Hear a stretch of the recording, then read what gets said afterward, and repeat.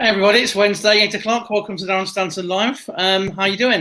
And welcome to Stanton Towers. I've got the clean up today, even tune the piano in. So I hope you're having a good week so far. And got a really special guest this week, somebody I work with. Everything's not last year, but the year before. Have you noticed? Because like 2020 is just like a write-off in a way. So without further ado, I'm going to bring on a special guest. Bamalam, how are you? Hey, how's it going? That intro music is the first time I felt like I've been in a rave in over a year now. Like, To you. I'll kick it up. yeah, it's been ages. I was dancing along. Interesting. Whereabouts are you at the moment? Looks like you're in some back cave. I'm not. No, don't say the back. The secret's out now. But in an undisclosed location somewhere under not Gotham City. That's the expression. So yeah, the idea of this show really is because a lot of people feel disconnected, don't they? And they feel, like they're kind of out of the loop. So one of the reasons I started it was to kind of connect people. So we'll have people, typing comments, and then hopefully we'll get a few coming on here as well to ask you questions. Okay.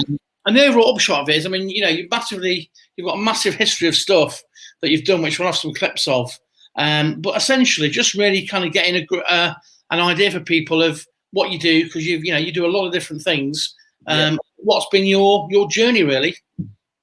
All right. Yeah. No. It's a fairly big journey overall. I'd say it's like really come about in the past decade. I was thinking about this a lot. And it's sort of like 2010 is when things all really started to kick off. Not kick off, but that, like, I look back at it and it's like I've been working in different forms of social media, be it on camera or behind camera, since around 2010. Before that, anyway, I was doing a lot of stuff off of my own back. Like since I've been like, I've like since I was like 13ish, 14ish, I started off like mainly as a rapper.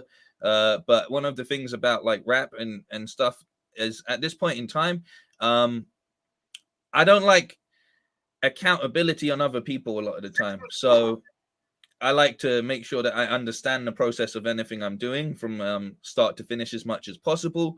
So from just being a rapper, I set up my own studio. So I'd have people from school coming over and things like that. And then as that evolved over time, learning how to like be on radio, then learning like how to do my own videos and all of these. So I picked up this like wide skill set that all sort of work around, general online presence, because you could see at a certain point in time, or at least I feel like I could, and there's a lot of people that could as well in general, is the way things were going early on with the internet, is you could start to, you didn't have to wait on people to find you anymore. You could create an outlet or something that where people are gonna find you eventually, and you can use all of these skills. And it's all stuff that all of those things that I done, like everything from like learning how to write my own website through to doing videos, not just shooting them but editing them, all of the sound stuff that I had to learn to run a studio, all of those things come together when it comes to creating a video in general, which is one of the biggest formats that is on the internet at this point in time. And obviously with that as well, you have things like graphics design, so that plays into making a whole range of content in general. So come like 2010, I started working at two different companies. One of them was a just like a social media intern for a record label, and the other one was working for a charity, but like a music-based charity. So that was running all of their social media and things like that. And from that point onwards, things just rolled into each other. I became part of Don't Flop, which is like a huge online rap battle channel, like the biggest in the UK, or it was at the point in time when I joined them. So I wasn't just battling on the channel as a rapper, which was putting me in front of the camera, but I was also doing a lot of the behind the scenes things, which was, obviously shooting and editing other battles, coming up with new types of content, which could push the channel forward, and actually was like one of the driving forces for why we set up a second channel. So we had more of an outlet to put out other types of things that weren't necessarily battles, but related content around all of that. I did that for like 4 or 5 years. From that, I went onwards to working with Unilad, which was again similar sort of situation. I originally went into Unilad as just an editor, mainly because I had come to this point in time where I was sort of like, the one thing that you sort of learn from working in the internet and working with like rappers as a main thing, it's like ego is a very like narcissism is a very destructive thing as well. So I was kind of like done with this sort of perception of like, because everything I did, if it went online, people may have a positive response, but more time the people that speak up are the negative people, or people that want to get a rise out of you. So I was kind of like sick and tired of being in front of camera to that degree, and it just didn't feel like good for my mental health, because it's like, you know, every day if someone comes at you and says something negative, eventually, as hard as you can be and try not to crack, it stays in there. And I feel like human nature is like, and most people realize this when you look back on memories, the negative ones stick out a lot more than the good ones a lot of the time, because they hold a much more powerful emotion. Even though I'd say happiness is the most powerful emotion you can have, I think happiness is very, very easy to overlook, because it doesn't feel like an emotional state that should be celebrated. I feel like happiness is an emotional state that should just be a normality for everyone in the world. So you don't value it the same as like anger or upset or any of these things. Sure. And I didn't want to deal with any of that anymore. And I could also see how ego really affected people on a whole, like people around me and stuff, and how it makes people just do stupid things, essentially, especially at this point in time. It's why you see, I would hate to be a kid growing up in this world now, because just like the way that social media is and stuff, there's so much positive things. You can take any platform, something like TikTok, which creates so much just fun, especially at a point in time like in 2020, something like TikTok really blew up because it was just fun. It wasn't opinionated like Twitter is. It wasn't your school friends who are now pregnant, or like, you know, worried about life or living the best life or whatever, like Facebook is, that just throws all of these different things in your face, and you're sitting there like, I'm just kicking back, like, you know. But as good as that can be, I think you see all of these things where it's like, you know, this rush for ego or acceptance through instant gratification can be very, very damaging. So when I got round to the point, funny enough, of working for a company like Unilad, I went in there as just an editor, because that was the job that I went in for. And I had made my peace with like not wanting to be part of being on camera and things like that.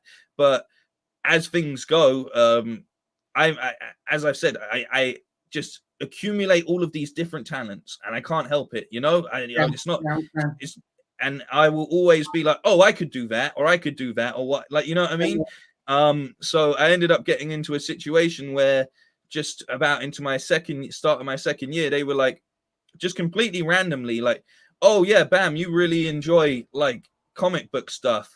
We've got this upcoming interview with some of the cast members of the TV show Gotham.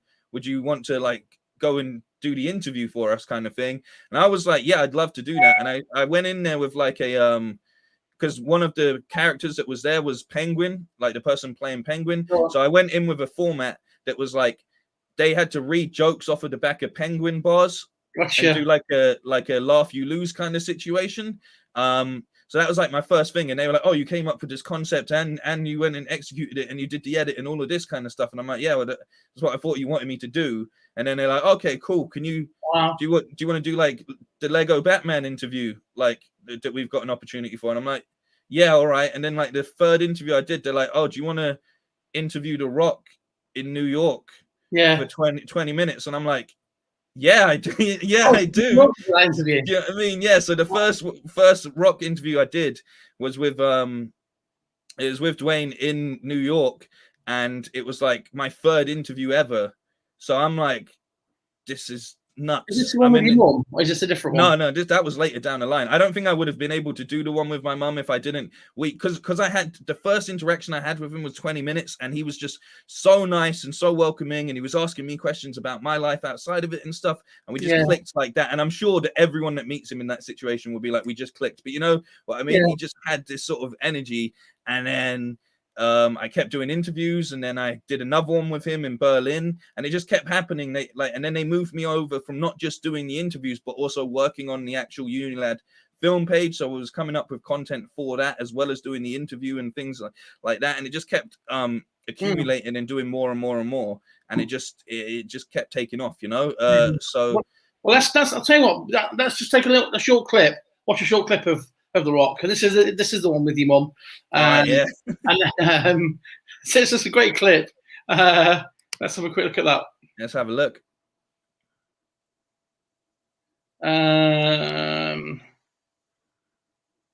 He says, there we go. Like every time I've come to meet you, it's been, when are you gonna let me explain? Well, You're here such we good are. friends. And I was You like, have, okay. you have such a beautiful mom. Oh, thank you. Thanks. You're Thank welcome. you. See, Calm Take it down. easy. Do I need to take it easy? A little bit. I'm Or just saying. She's You're not bad beautiful. yourself. Sorry. Oh, whoa, thank you. Sorry. You okay? Yeah, I'm nervous. You're a little bit nervous. Don't worry, it'll be fine. It's gonna be fine, Nina. It's gonna be great. It's gonna be great.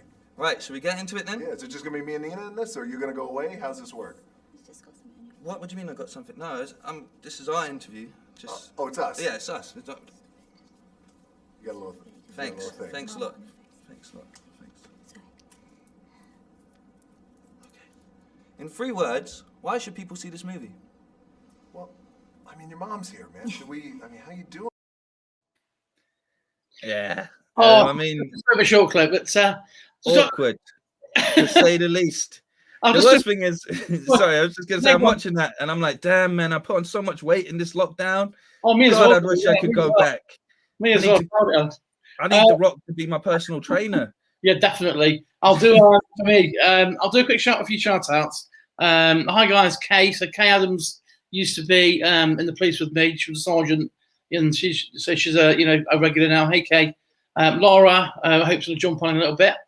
Again, this week, guys, you can not only comment on the text box. I've posted the link, so if you want to come on and ask Bam a question on screen, if that's okay, feel free. All you do is click the link, and then it will say you're you're backstage, and then I'll bring you forward, and you can ask a question. So you don't just have to type it. If you're brave enough, you can come on and ask the question direct to Bam.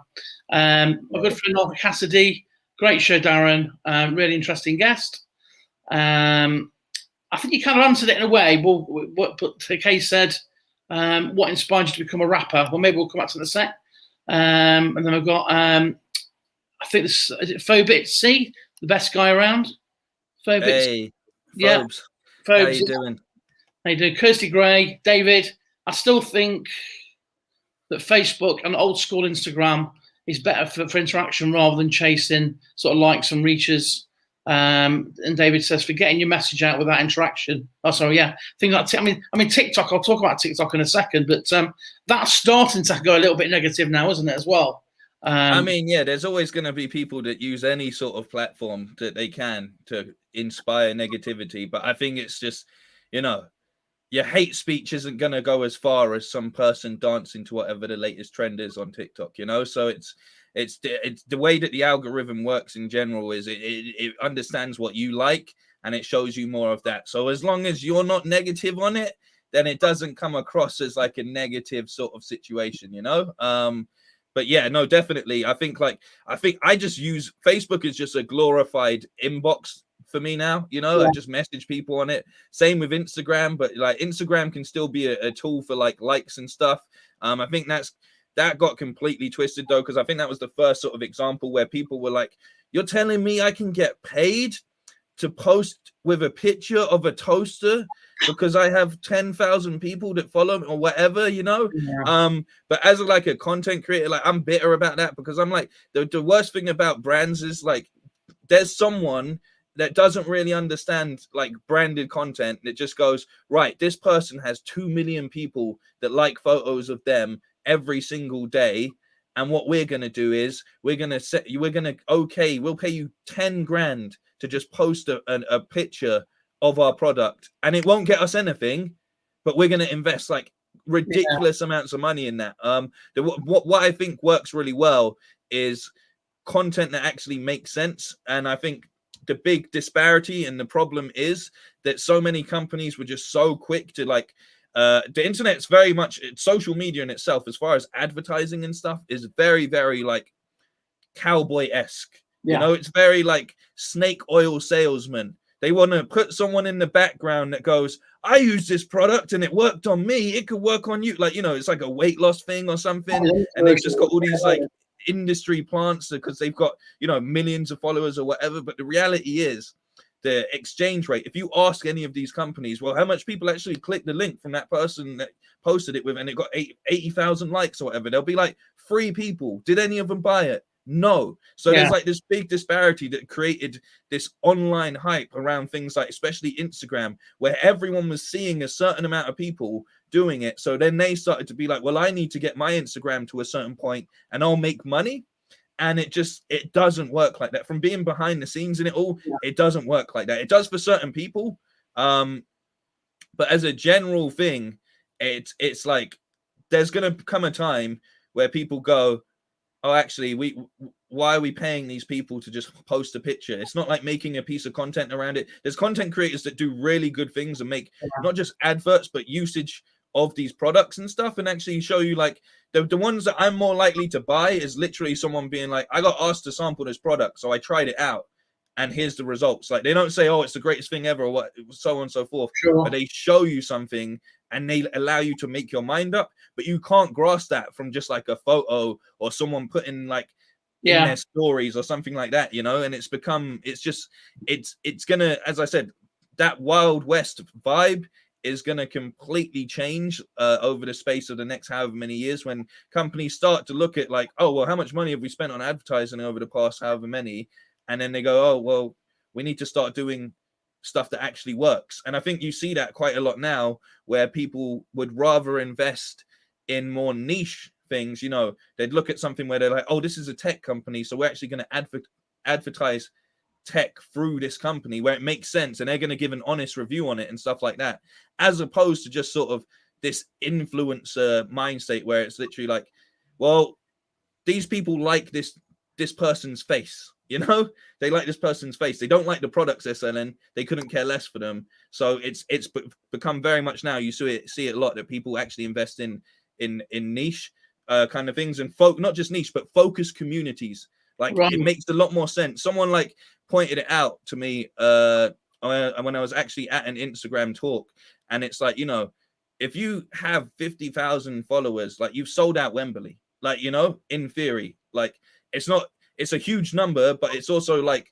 not compared to these people that want to like have millions of followers or anything like that. If you can get like 10,000, not even that, but like a small group of people in comparison to what a huge amount is, that actually care about what you're doing and what you're trying to promote and what you're, you know, they take your word for it, then that is far more harnessable than, say, someone that just got big for posting random memes or something like that, you know.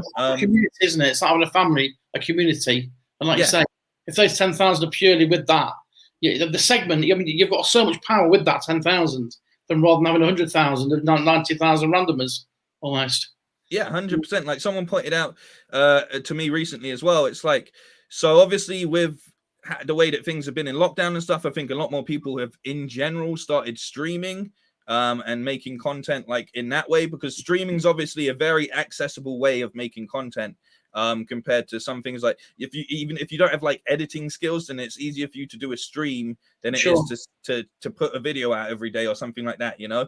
Same way, I always think it's like the podcast boom as well. It's easier to just talk with the mic on than it is to, like, you know, cut that down into like, say, a 30-minute talk show or something like that kind of thing. But so what this person put across to me is, it's like 10 viewers on a stream is still a lot.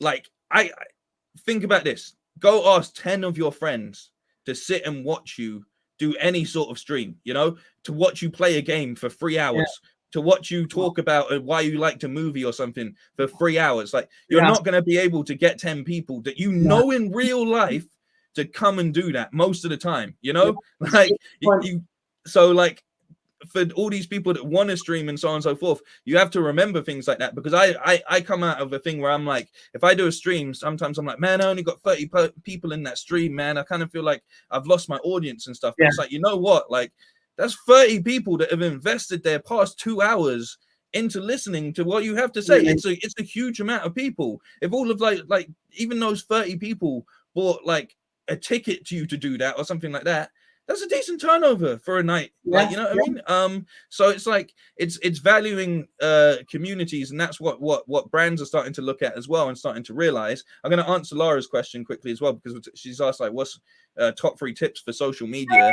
And I think, like, in general, all you need is pick your brand. Okay, like what you are, what you do, that's your first thing. Like, what are you going to bring to the table? Because it can be anything. It can literally be anything. And don't worry about if other people are doing it or if there's too much people doing it. You, the most original thing you can be in the world is yourself. So whatever you try to go and do it as whatever you decide is you doing it. Okay, that's step number one. Step number two is then pick your app, because ultimately, right, people go, oh, I've got this new, like, whatever it is. Like, it can be, I'm starting a shop, I'm starting a home business, I'm starting a podcast, I'm starting a YouTube chat, all of the, I'm gaming or whatever, I'm going to do reviews, all of these things, right? Pick one app at the start. Just pick one app out of all of them, right? Because first things that's going to happen is you're going to create too much over your head. You're like, oh, I need to post across 5 different apps. I need to make sure I'm promoting this across the board. And that in itself is going to spread you thin. And ultimately, if you can make one work, and the third thing I'll tell you how you're going to try and do that, at least, is by being consistent.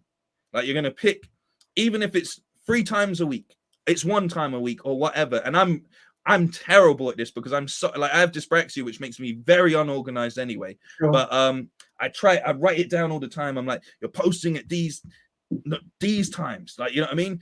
Once a week, 4 times a week, 7 times a week, whatever. You are going to post consistently at the same time. You're gonna, that consistency beats hard work. Because hard work and consistency kind of go together. Sorry. So, like, consistency beats natural talent a lot of the time. Like, hard work beats talent. Like, if you can be the greatest piano person in the world, but if you don't play for anybody, they're not going to listen, you know? Like, so you need to be consistent with what you're doing. Because, hey, let's face it, how many times have you watched something and you've gone, I don't get it? You know, it's nothing rude against that person, but you don't get it. You know? I watch TikTok and I'm like, this guy's got, I won't say who it is, it's got 4 million followers, and the content, and I'm going, I don't get it, but it doesn't matter what I get or doesn't get. He's getting that reach. So they're staying working. They're putting it out all the time. They're staying consistent, and they're putting their stuff. And every single person in the world can find their tribe ultimately. You know, there's always going to be some people that agree with you and don't agree with you, and those people that agree with you are definitely going to find you eventually. But the hard thing is like being like, oh, I've done this for a month and it's not gone anywhere. I guess I'll just give up then. You know, a month isn't a long time. Like, you see it all the time in these posts, like, and you see it with social media, because social media is a thing that's like, you really feel like you're living in it day to day. You know, you make a post or you put something up and it doesn't go well that day, and you go, you know what? I've ruined it. It's all over, you know? And then you do it the next day and that post maybe does a little bit better, but then in the day after, the next one doesn't do as well. And you're like, well, I'm back to nothing, you know? Like, but ultimately, and this is something that I was saying to my friend and we were talking about it as well, it's like, you want to make content that you think is good and that you enjoy, because then, one, you don't care if it does well or doesn't do well. And yeah, it sucks because you're like, I put everything into this and I feel like it's really good, but other people don't. But you know what? That's fine. Like, as long as you're happy with what you put out there in the world, then you will at least have a peace of mind about it. And maybe it doesn't take off today, and maybe it never will, but at least you aren't there being like, well, I completely tried my best and failed, because it's not about a failure. It's like, look, everyone in the world, they released a list recently about what kids want to be.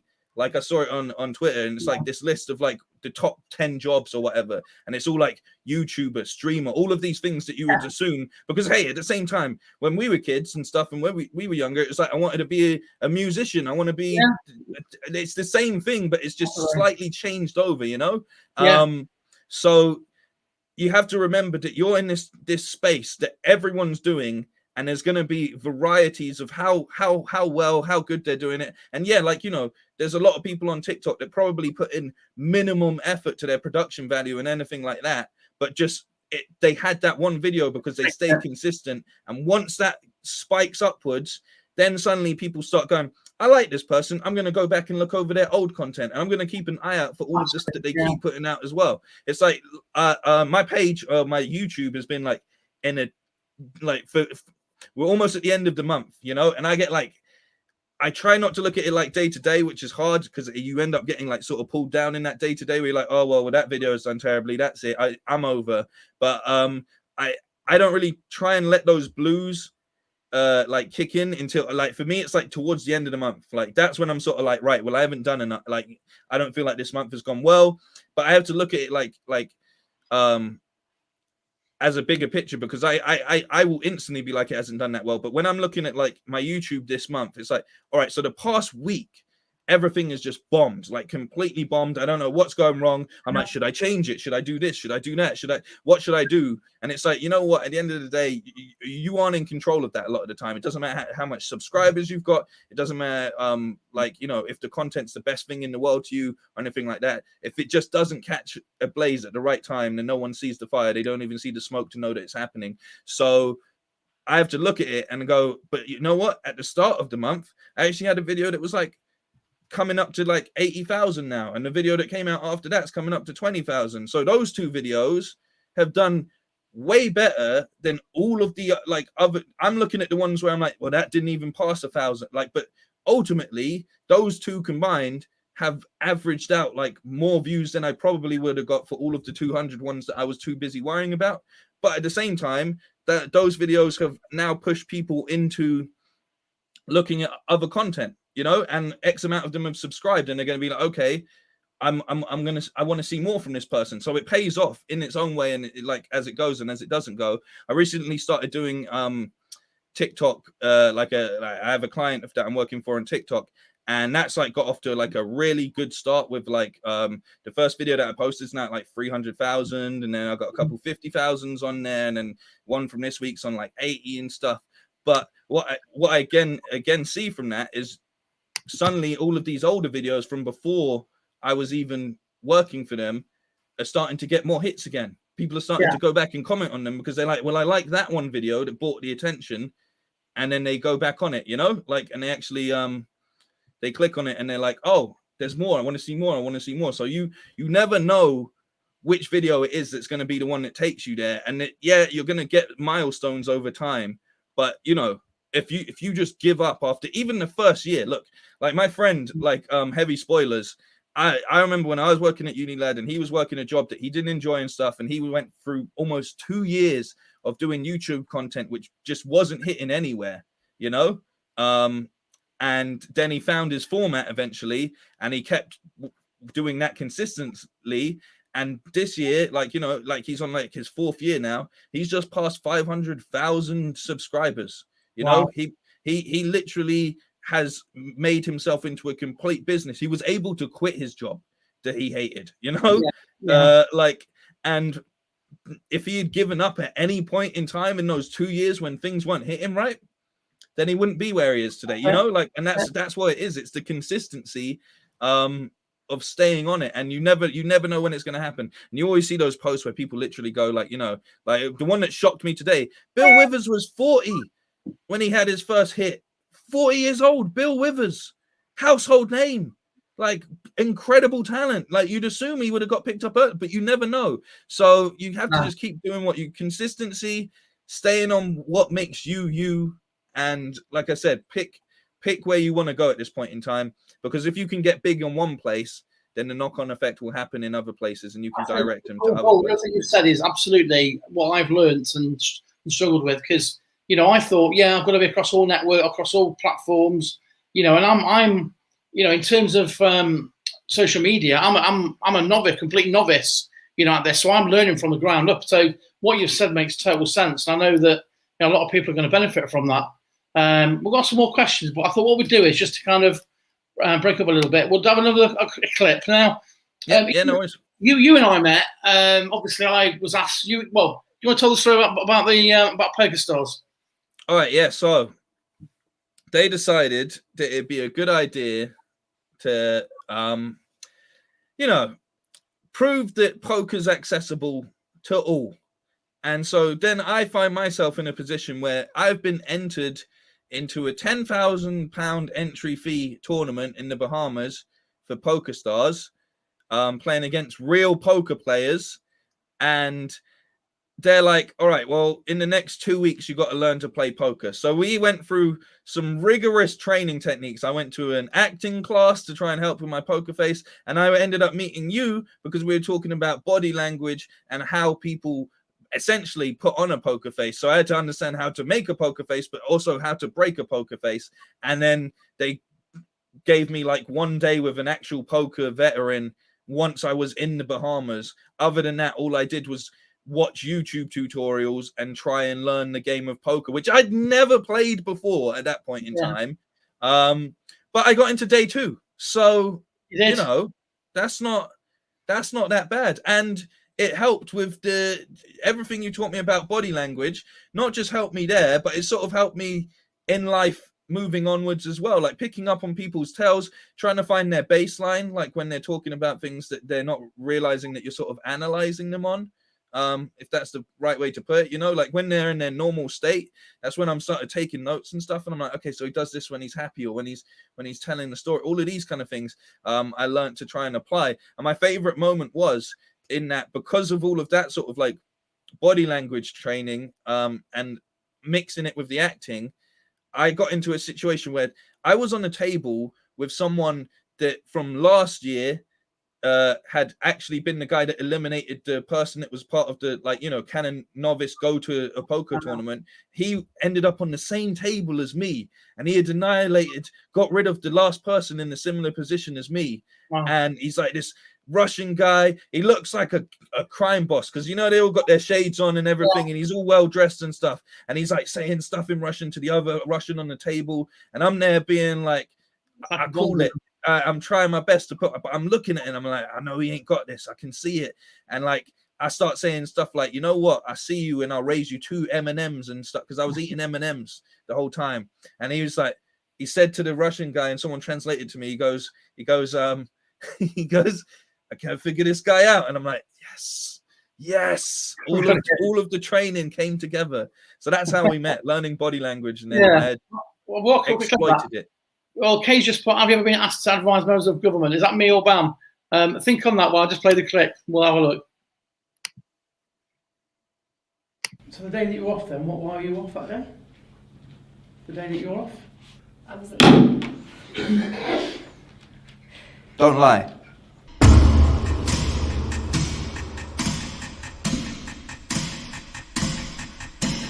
Right, so Darren. Hi. I'm going to the Bahamas because I've entered the Poker Stars Championship. A lot of people keep telling me you need to know how to read the table, and I hear you're a human lie detector. That's what they call me. It all starts with what we call a baseline. Just watch them, watch how they carry themselves. What's their posture like? Are they quite animated with their hands? So the way this works is we're looking for patterns of behaviour. It's not when they're playing, but when they're not playing. So what I think are really useful is for me to give you like a couple of exercises that you can maybe practice with. So if I just give you that, I'm just going to say to you, I'm holding a white button.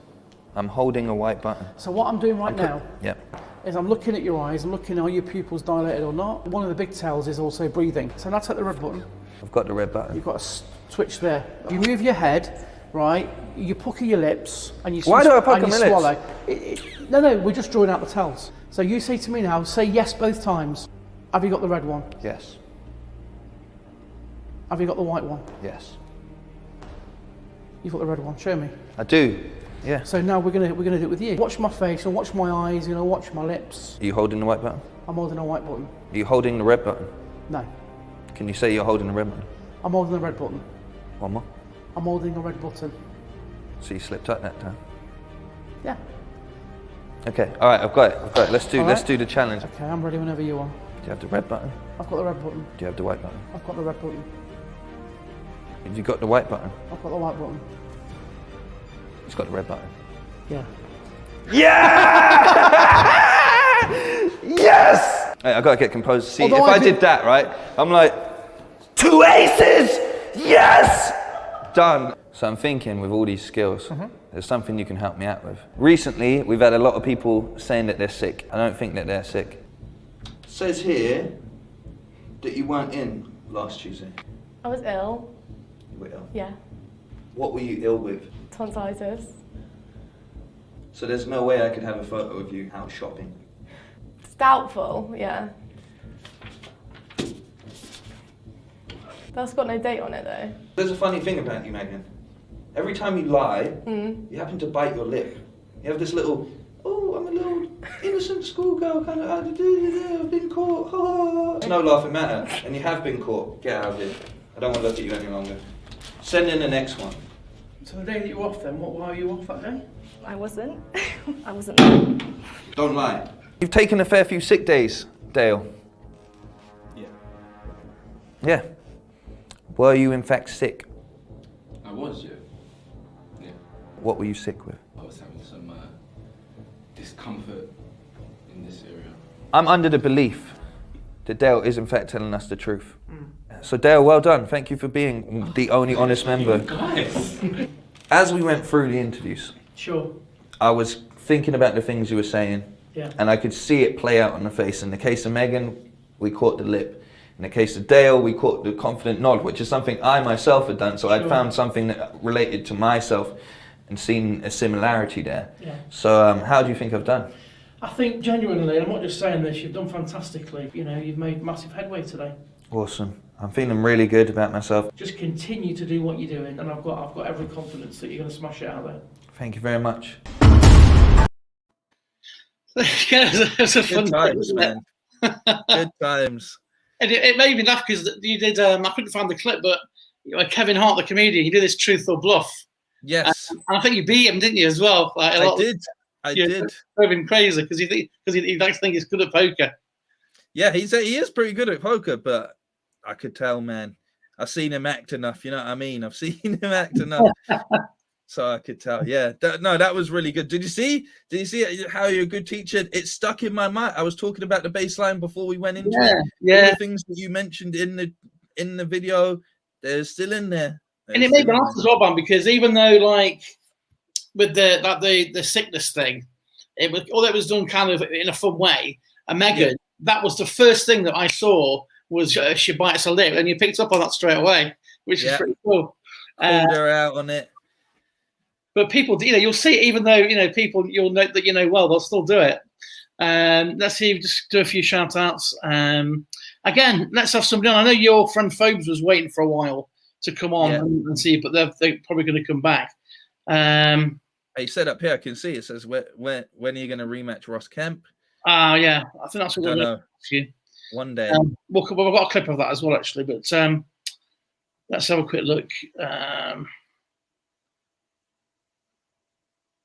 Phobes put Heavy Spoilers is an amazing channel. I'm not aware of that. Do you know what that is? Yeah, that's the guy I was talking about. That was my friend that was saying his channel. Yeah, doing amazingly. Cool. And then what was that? Shiraz. Action gives information. Persistent failure will allow you to navigate towards something that works for you. 100%. You learn a lot more in a loss than you do in a victory a lot of the time. I've done those so far. I mean, anybody got any questions? Anyone would like to come on and just maybe do a face to face? Just ask a question. I've got my friend Ian. I don't know if Ian's on watching at the moment, but basically Ian's been my friend for over about 20 years, and it's like yourself. I'll be here all night if I listen to what he did. But one of the things he's quite well known for is palmistry, palm reading, and tarot. So I don't know if you're up for a little bit of a palm reading, a bit if he's there. But I don't know if Ian's watching at the moment. But I think in terms of like the whole social media thing, though, I think you're right, because I call it pot noodle. People expect to literally put a few bits of content online. And just like you make a pot noodle, I'm not sponsored by pot noodle, but just add water and you've got it straight away. Whereas nobody wants to do the work. Do you know what I mean? Yeah. No one knows how to make a pot noodle. I mean, some people do. Obviously, the people that work at Pot Noodle do. But in general, like, I couldn't make a noodle and then make it Instafied. That's too much. But everyone wants the taste. They want the taste of it. Yeah, it's 100%, and it's just. It's a very difficult situation. It's the most overcrowded, especially since lockdown as well. Things got way more crowded, I'd say, and variety. It's not a bad thing because obviously that sort of level of competition is kind of healthy in some ways. I think it's a shame when it's like, because there's two sort of major ways that people use social media. Really, either you use it as free, even because you either you use it as the consumer of all things, or you're on the one side of things, people that don't like, they want to sell, but they're trying to sell themselves, or on the other side of it, and this is the side that I feel bad for a lot of the time, is genuinely like, there's some incredible like home businesses and things like that that get set up, but not understanding how to situate themselves into social media and put themselves in that good position means that it's very hard. And I think, that's why it was so easy for people at this point in time to be like, oh, lockdown, I've lost my job or whatever. And the majority of people are like, oh, it's no worries, I'll just stream, or oh, it's no worries, I'll just like do like OnlyFans or something. Like there was a huge boom in like OnlyFans and things like that, which I have nothing negative to say. I think it's a very bad situation that some people were like, ultimately, like if you do it, you're okay with doing it and stuff. But I do feel like it was a shame that some people, in order to pay their rent, had to give away something that might have been quite intimate to them, because obviously some people are completely comfortable in their bodies and so on and so forth, but for some people out there, because of the situations of the pandemic and everything, that they were like, what else can I do, other than try and sell myself in some shape or form?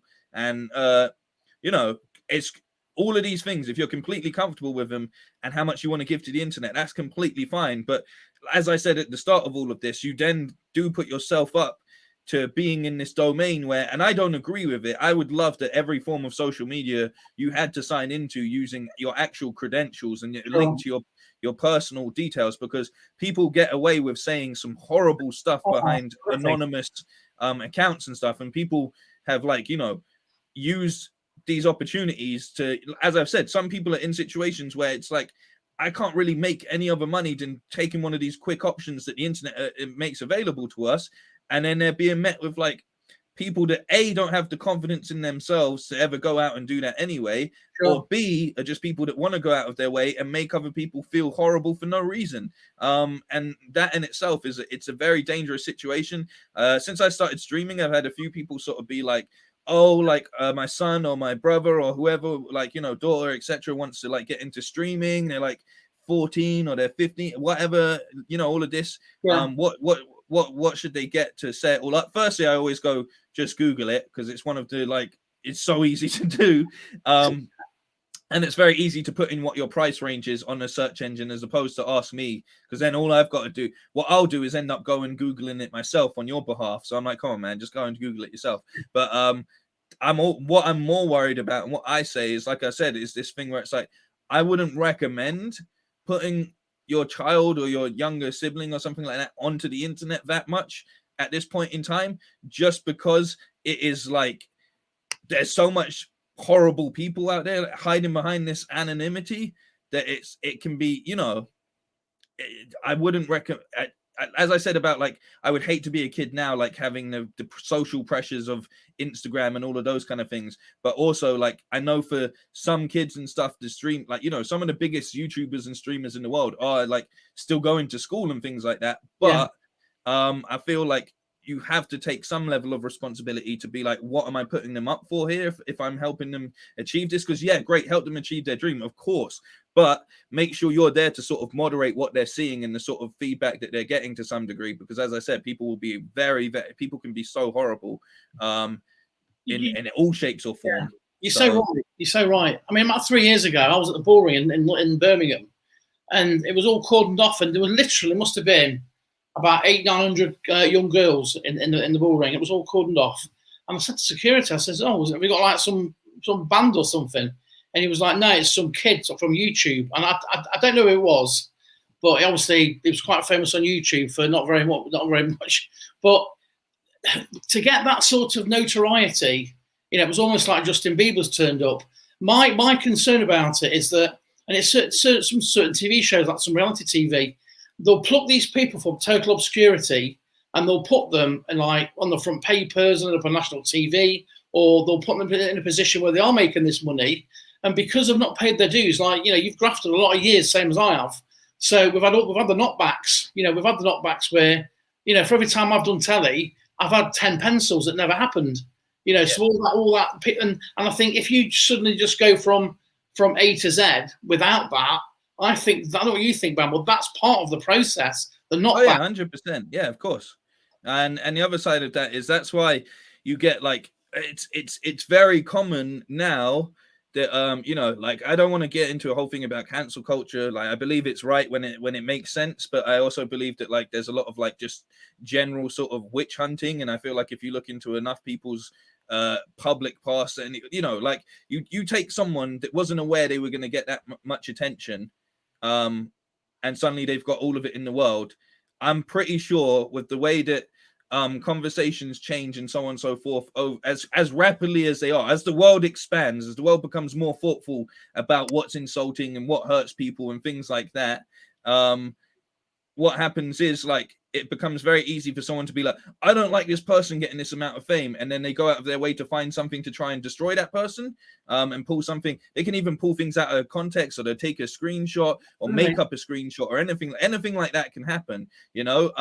And this is the thing about what happens to a lot of these people is, well, firstly, like no one has like, if you just go like you become an overnight celebrity, which, you know, back in the day, you have to remember, like, say, take someone like Michael Jackson is a great example, right? Like for whatever surrounds his legacy now, I'm not going to talk about all of that, but what I'm going to say is you take someone that went from being a child star, like all the way up to like being one of the most recognizable people in the entire world before we even had the internet and all of this. Yeah. But what you will have had with that along the way is people that were training him how to conduct himself on some level. Like most people that go like a TikTok star overnight, don't be surprised if they end up saying something stupidly offensive when they've never had media training and never had to worry about how to watch their words when they're live on air or anything like that, because it's just suddenly happened like that. And obviously I'm not saying that you shouldn't be like, whoa, you can't say that or challenge it or explain to people, but it's increasingly what you see a lot of the time is these quote unquote sort of like overnight celebrities get taken down just as quick as they rise, because it's very easy for someone to be like, hang on, you were on a chat room 6 years ago when you were just when you were a child or whatever, and you were saying things that were completely offensive because that was what was considered humor at the time. Because let's not like forget that like there's so much things now that you can take a movie, like, you know, you can take X amount of movies that like are considered like comedy, like, and you see it recently, a lot of like old episodes of comedies have just been pulled because they go, well, that's offensive now, and that's whatever. Like, you know what I mean? But like, you can't. I'm not saying you can't blame people for being ignorant, but at the same time, you have to find a line down the middle, because these people, what is that? Is it like you can blame the parents, you can blame their environment or whatever, but literally, like, they're going from just being someone doing something in their bedroom to suddenly they've got like a million eyes on them. And then on top of that, like you're saying with reality stars, that's the same sort of thing. And then on top of that, you have so much people that are literally being like, even the press are like, right, well, we're going to start digging dirt and we're going to start doing whatever we can. Like, you know, like a great example is this whole situation with like Meghan Markle, like like horrible like abuse, and then the second she speaks out, even then it's like people are like, she's wrong for, everyone has an opinion on it and attack, whether she's in the right or wrong or whatever. And it goes into what this question, it's just popped up on the screen, saying how do you handle abuse from social media, i.e. negative comments? Does it mess with your self-esteem? 100% it does. If you have loads of people saying something horrible to you or something that doesn't work, when you read something, it's very different to when you're having a conversation with someone. When you take on board something that someone said to you, there's a tone to it, there's a look on their face, there's all of these parts that you understand and you can read, and you can tell if someone's being sincere or not sincere or having a joke or anything like that.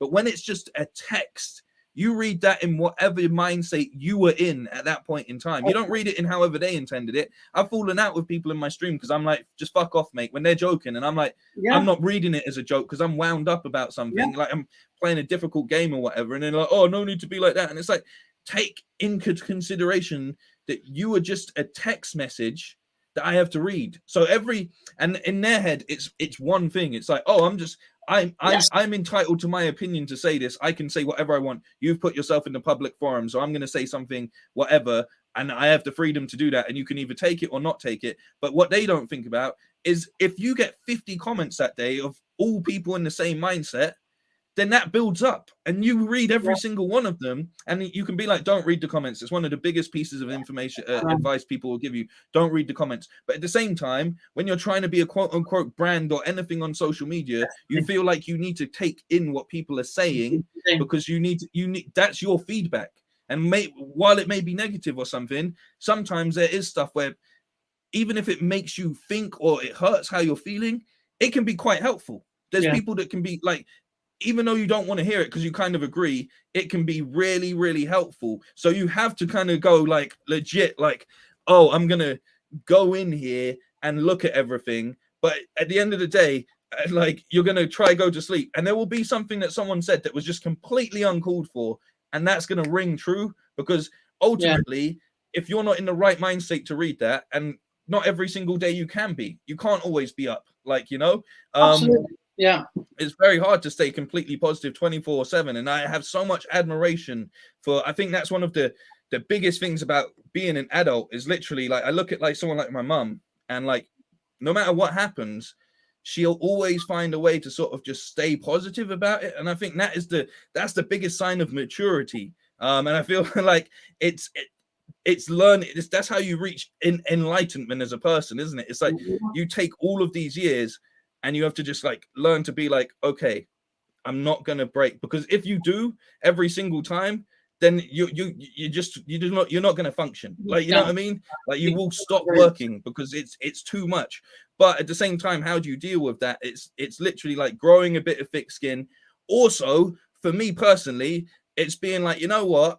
Sometimes if someone said something completely outrageous, I'm just going to reply and say, fuck off, mate. I am my own brand. I don't have a PR manager. I don't have anything like that, So if you come at me with that level of intensity, I'm in my rights to say get fucked sometimes. Like, I don't want to do it. I don't know if you've gone through this, but I've passed that point of, yes, I felt this sense of responsibility to reply to people. So, for example, like I do a lot for politics. So if I've done a piece on camera for BBC or whoever, like if there's a stream online, there'll be some positive stuff, but a lot of it will be like vile stuff. Like, well, like, where's that come from? Like, how can you've generated that amount of hate for me in a 3-minute piece to camera? And so for many, many years, the professional part of me is like, you try and shrug it off, but it does hurt. Let's be honest, we're all human. But I've come to the point now where I've paid my dues, and I'm not going to be verbally abused like that. So I agree with you totally. Yeah, I'm going to say, look, you can't speak to me like that. And I'll block them, or I'll just be like, all right, shut up, like, or whatever. But like, because ultimately I do feel like when you get to that point to reply, then they kind of got what they wanted out of that situation as well. Like, they're looking for that rise out of you, because again, they want to be that person that's like, hey, this person that you hired for a television piece told me to F off on the internet. And so I'm changing my swearing. To me, like, it's almost 9 o'clock. So we're past, like, I can drop a couple F-bombs, but I'm like, you know what I mean? But like, ultimately you are just like, look, man, like, if you feel that comfortable with being horrible to me, then I'm gonna put my hands up and be like, I'm not getting bullied. Like, do you know what I mean? I'm not gonna get bullied. I'm a grown man. Like, you can't speak to me. You wouldn't speak to me like that in person. So where do you get off speaking to me like that via the internet? Like, so, and it's not like, oh, let's fight about it. It's like, just literally just leave me the fuck alone. If you don't have anything nice to say, then cool. Why are you taking your time out to be so horrible? Like, and then they go behind the keyboard. Yeah, and it's because most of the time they want to be like, oh, I'm gonna go contact that like that. If you ever work with a brand, I'm gonna say that you said this to me and whatever. And it's like, just shut up, man. Like, just honestly, just go away. Like, is that what you're looking for? Because most of the time, if I go and if someone brought that up with me and I showed the brand how that engagement started, they're gonna go, you know what, you were within your right to tell that person to just go away. Like, if you're not representing the brand at that point in time or anything, and you've not said anything that's actually over the line, like, I'm not out here like trying to just like, because they'll always pick something from you and attack you as a person. Like, if for them it's 100% personal, like, you know what I mean? They're gonna look at all of your stuff is online, so they can look through any of it, and like they'll be like, oh, like, I'm going to pull up this picture of you. I'm going to call you ugly. I'm going to call you this. I'm going to say your hair looks like this. I'm going to pull up this footage you did or whatever. I'm going to pull up when you play the game and say you're rubbish. Like, everything is a personal attack. And all you can really do is like, I'm not going to sit there and look through their photos and be like, your child's ugly. Like, you know what I mean? I'm never going to respond and be like, oh, you clearly like whatever, like just pick something about their life and actually attack it. But I am going to put my hands up and say, look, mate, like, fuck off. Like, this is my space. Like not my space, but this is my, you know what I mean? Like, imagine someone came to your house party, and just started insulting you. It never happens. There's never, and if it does, all your mates would be like, get out of here right now. Because like that's what it is. It's meant to be a place that you and people you know are having a good time. No one ever knocks on your door. You know what I mean? You're having a house party, no one's ever just come up, knocked on your door and been like, right, let's fight. That, apart from when you're in school and stuff, but but the internet, it's completely like you have this virtual house and people think they can come in, rub mud all over the carpet and stuff, and you're meant to sit there and go, can't say anything, mate, because I'm so worried about this virtual house that I'm living in, and you break it. Like, it's just mental. It's very mental. But yeah, that post, isn't it? It says before just as the internet started, people used to escape to the internet from reality, and now people they like to unplug from the internet and go back to reality for some sort of solace. Yeah, you know what I mean? 100%. Because it's just safe, you know, like it's safer to just be like, I'm going to put my phone down and not engage with this today, you know. But it's very hard when you are like, you know, time for me to check my comments today. Let's see. Do people like this video? Oh no, you look like a brush. Thank you very much. Oh, like, do you know what I mean? It's just like, oh, I love it. Yeah, totally. That's what I needed to see today. You really helped me with trying to understand why it is. Like, if someone's like, yo, your video is terrible, the editing in it, the sound, audio, all of that stuff, I'll put my hands up and be like, you know what, right? You've got a point, you know?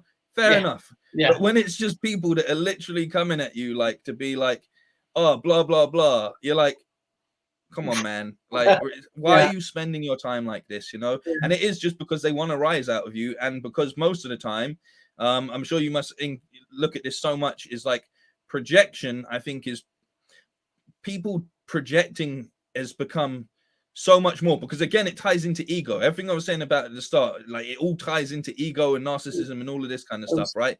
Ultimately, like, there's so many people that look at you and like, say you're doing a stream or something, or you're making content, and they see 3 comments of random. It doesn't even have to be much, because I'm not in this. Like, the beauty of it is when you get to a point where you can't read all of the comments, you're bliss, because there's too much comments for you to read, so you can't even pick out.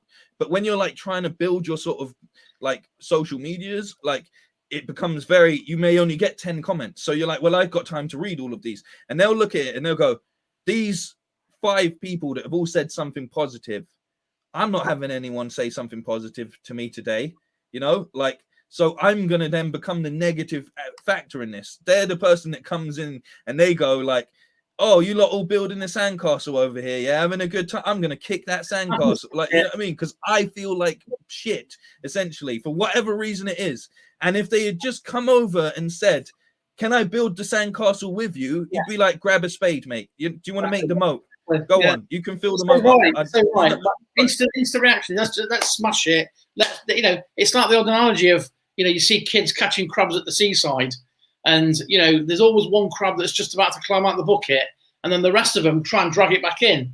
Yeah. It's almost like you've achieved something. You know, you're a success on the internet and telly, and, you know, we're both working media.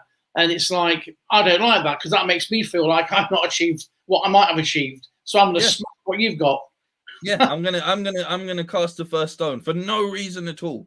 Like, but it's so they can have that, like, that gratification is in people's like broken view of ego. It's like, it's more satisfying for them to literally be like, oh, I got a rise out of him. I got a rise out of this person that shouldn't have time for me. I feel validated now. That's right. And it's like, well, why didn't you just say hello? I mean, if you just said, hi, how's it going? I'd be like, I'm all right, actually. How are you doing?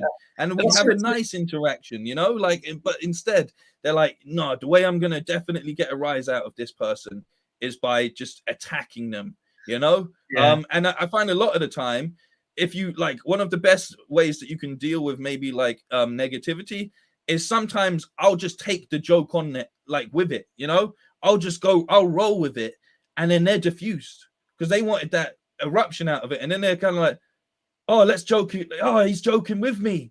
Nice. And then they come back with something that's a bit more like, oh, you know what? All right, whatever. Or they're like, yeah, that was a bit far actually. Yeah, you're right. Like, you know, like you can diffuse it a lot of the time as well. But it's just sometimes, man, there's lines where I'm just like this. Look, either you're getting too close to some sort of racism, or like there's a lot of weird undertones. Especially when it comes to my hair and stuff, because I'm like, look, man, do you understand the history of people with black hair being told it's messy, it's this, it's that, or whatever? It's a way of suppressing the way that someone's hair grows naturally and stuff. And a lot of people don't realize that when you're actually making comments and things like that, it's very close to home for an entire part of my family. So I don't take kindly to that a lot of the time, you know, and things like that. So I try and judge where I'm at with like how I perceive people's stuff, but there's sometimes where I'm just like, you know what, like, you're over the line. You're over the line. But it's difficult, but you can see how triggering it is as something to talk about, because this is the side of social media that people don't want to. They don't want to deal with it. Yeah, they don't want to deal with it, and they don't want to make out like it happens. You know, people just be like, "Oh, they're just haters. I don't reply to my haters." Blah blah blah blah blah. And it's like, yeah, but you cry at night, though, don't you? Because it gets to you. Yeah. It eventually gets to you. Like, so it's like, I think it's the danger that doesn't get spoken about enough, either. And it's something that I think that's come with in recent times. I think where it starts to cross the line to some degree is people know that negative reaction can really spark something. So you see things that happen a lot of the time with like, say, like a brand. Like a good example recently was like Burger King put out that tweet where they were like, women belong in the kitchen on like Women's Independence Day, like International Independence Day, right? And at the start of like Women's Month and everything, and then like their second tweet following up from it was like this really factual thing about how women like overall like all of their history in the kitchen, but a positive spin, and like how they deserve more of a space in the industry and all of this kind of thing when it comes to being chefs and all of that or whatever. But it's like, you knew that one negative way of phrasing it was going to get all of the attention on what you needed to get attention on. And you see it so much that like brands themselves will actually not be afraid, in the same way that people will you know, they get a response, like the people that want a response out of you when they look at your stuff or whatever, and they say something horrible. You see brands actually abusing that as well, because they know if they write something that's like, I see it a lot of the time with clickbait articles and things like that. If they write something that invokes that emotion, it's actually going to get more out of it for them, despite it being something that's a negative. Then it, like, at the end of the day, like, any response is a good response for a lot of brands. Definitely. And so they abuse that massively. And that's like where I'm like, I don't agree with this, because it's a massive abuse of power. And it's just integrity in what we do, isn't it? You know, it's good to have that kind of boundaries. So I think for some people anything goes. But we're at time. But are you okay for a little bit? Because we've still got quite a few questions and stuff. Are you cool for time? Yeah.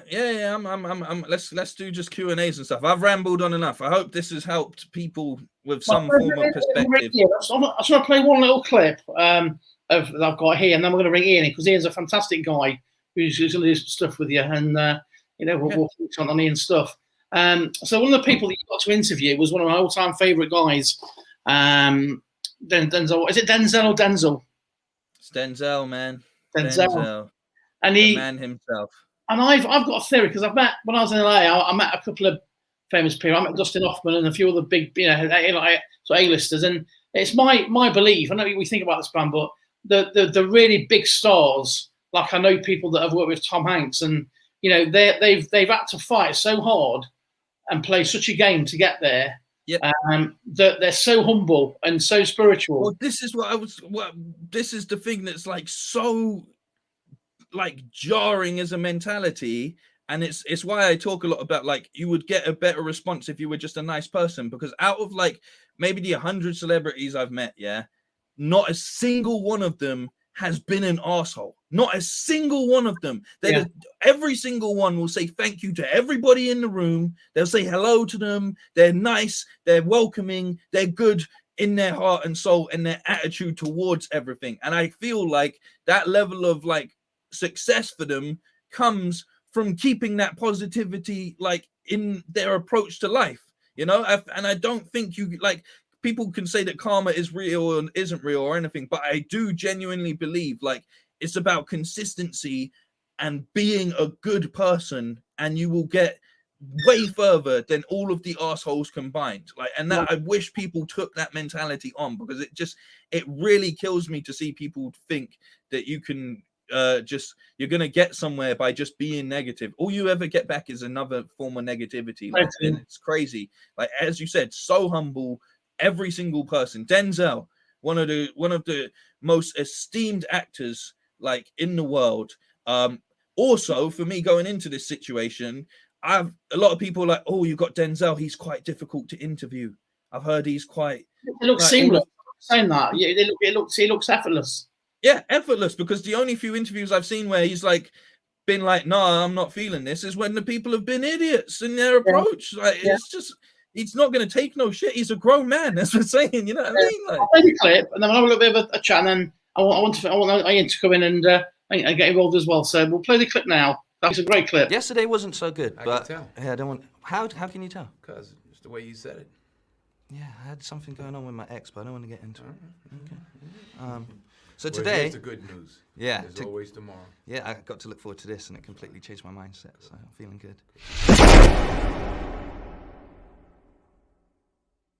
You're certain that a car has been tailing you for the past half an hour. Do you A, casually drive to the police station in hopes of deterring them? And I'm Robert McCall now. Yes, you are. Okay. B, pick up the pace and pull some evasive driving to get rid of them. Or C, pull a sharp U-turn and prepare for a game of chicken. A. You want to go with A? See, well, you already decided what you wanted me to do. No, you said know, A. I know, but you responded too fast. You want to go with A? You shocked me with Call that. the police?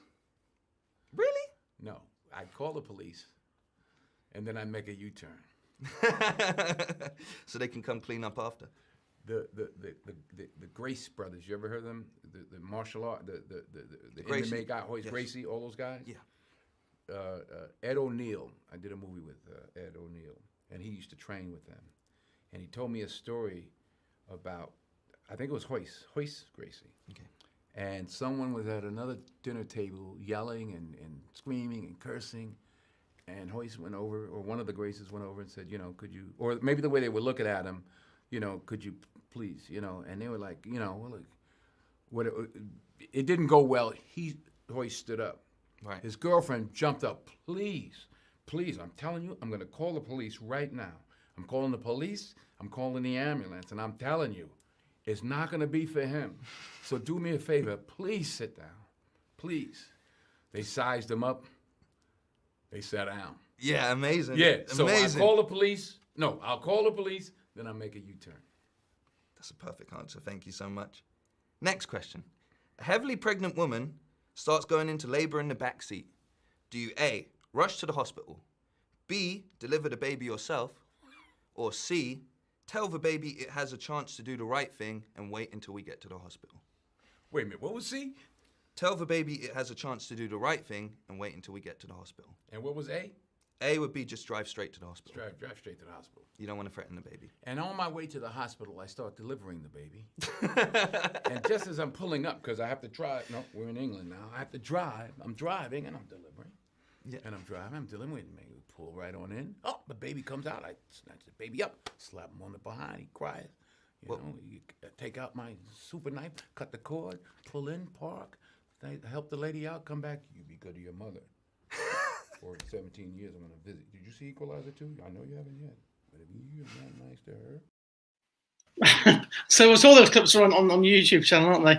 Yeah. What a guy! What a top! I mean, I've watched various inspirational sort of speeches with him and stuff. He's spoken at colleges and what just a guy! such a good aura, like just a great aura. Amazing, natural entertainer as well. All of that. That's what I love about like those interviews as well. Is like most actors can improv, so that, and like part of that is, and the way that you learn to act and stuff is having fun and doing games and things like that in general and getting into characters. So I'd always try, and when I do an interview, I try my best to be like, what can I do to, because imagine you're sitting there and you're getting the same 6 questions about a movie for maybe a 2-day press run of that for that country, and then you got to go to a next country and the next country, and you the same question. Like, all I ever tried to do with those is give those people 5 to 10 minutes where they can just have fun. You know, break the day up for them. Aren't they? They're a press junket. So what people don't seem to understand is they're not just shooting the movie, they sign up for the PR as well. So they're sat there all day kind of thing with different journalists and people. Yeah, and it's just going over the same boring, like, not to, you know, a lot of people do care about what the actor thinks on the movie and so on and so forth. But I was much more concerned, and I always am when I'm doing an interview, with like, how can I make this something that they enjoy? You know, like, I remember, like, with Samuel Jackson, I was like, it's a lovely day out there. And he's like, yeah, well, I won't get to see it. And it's like, God damn, man, let this man step outside in London for 10 minutes to enjoy the sunlight. It's sunny here once a year, you know, like, just let him see some sunlight.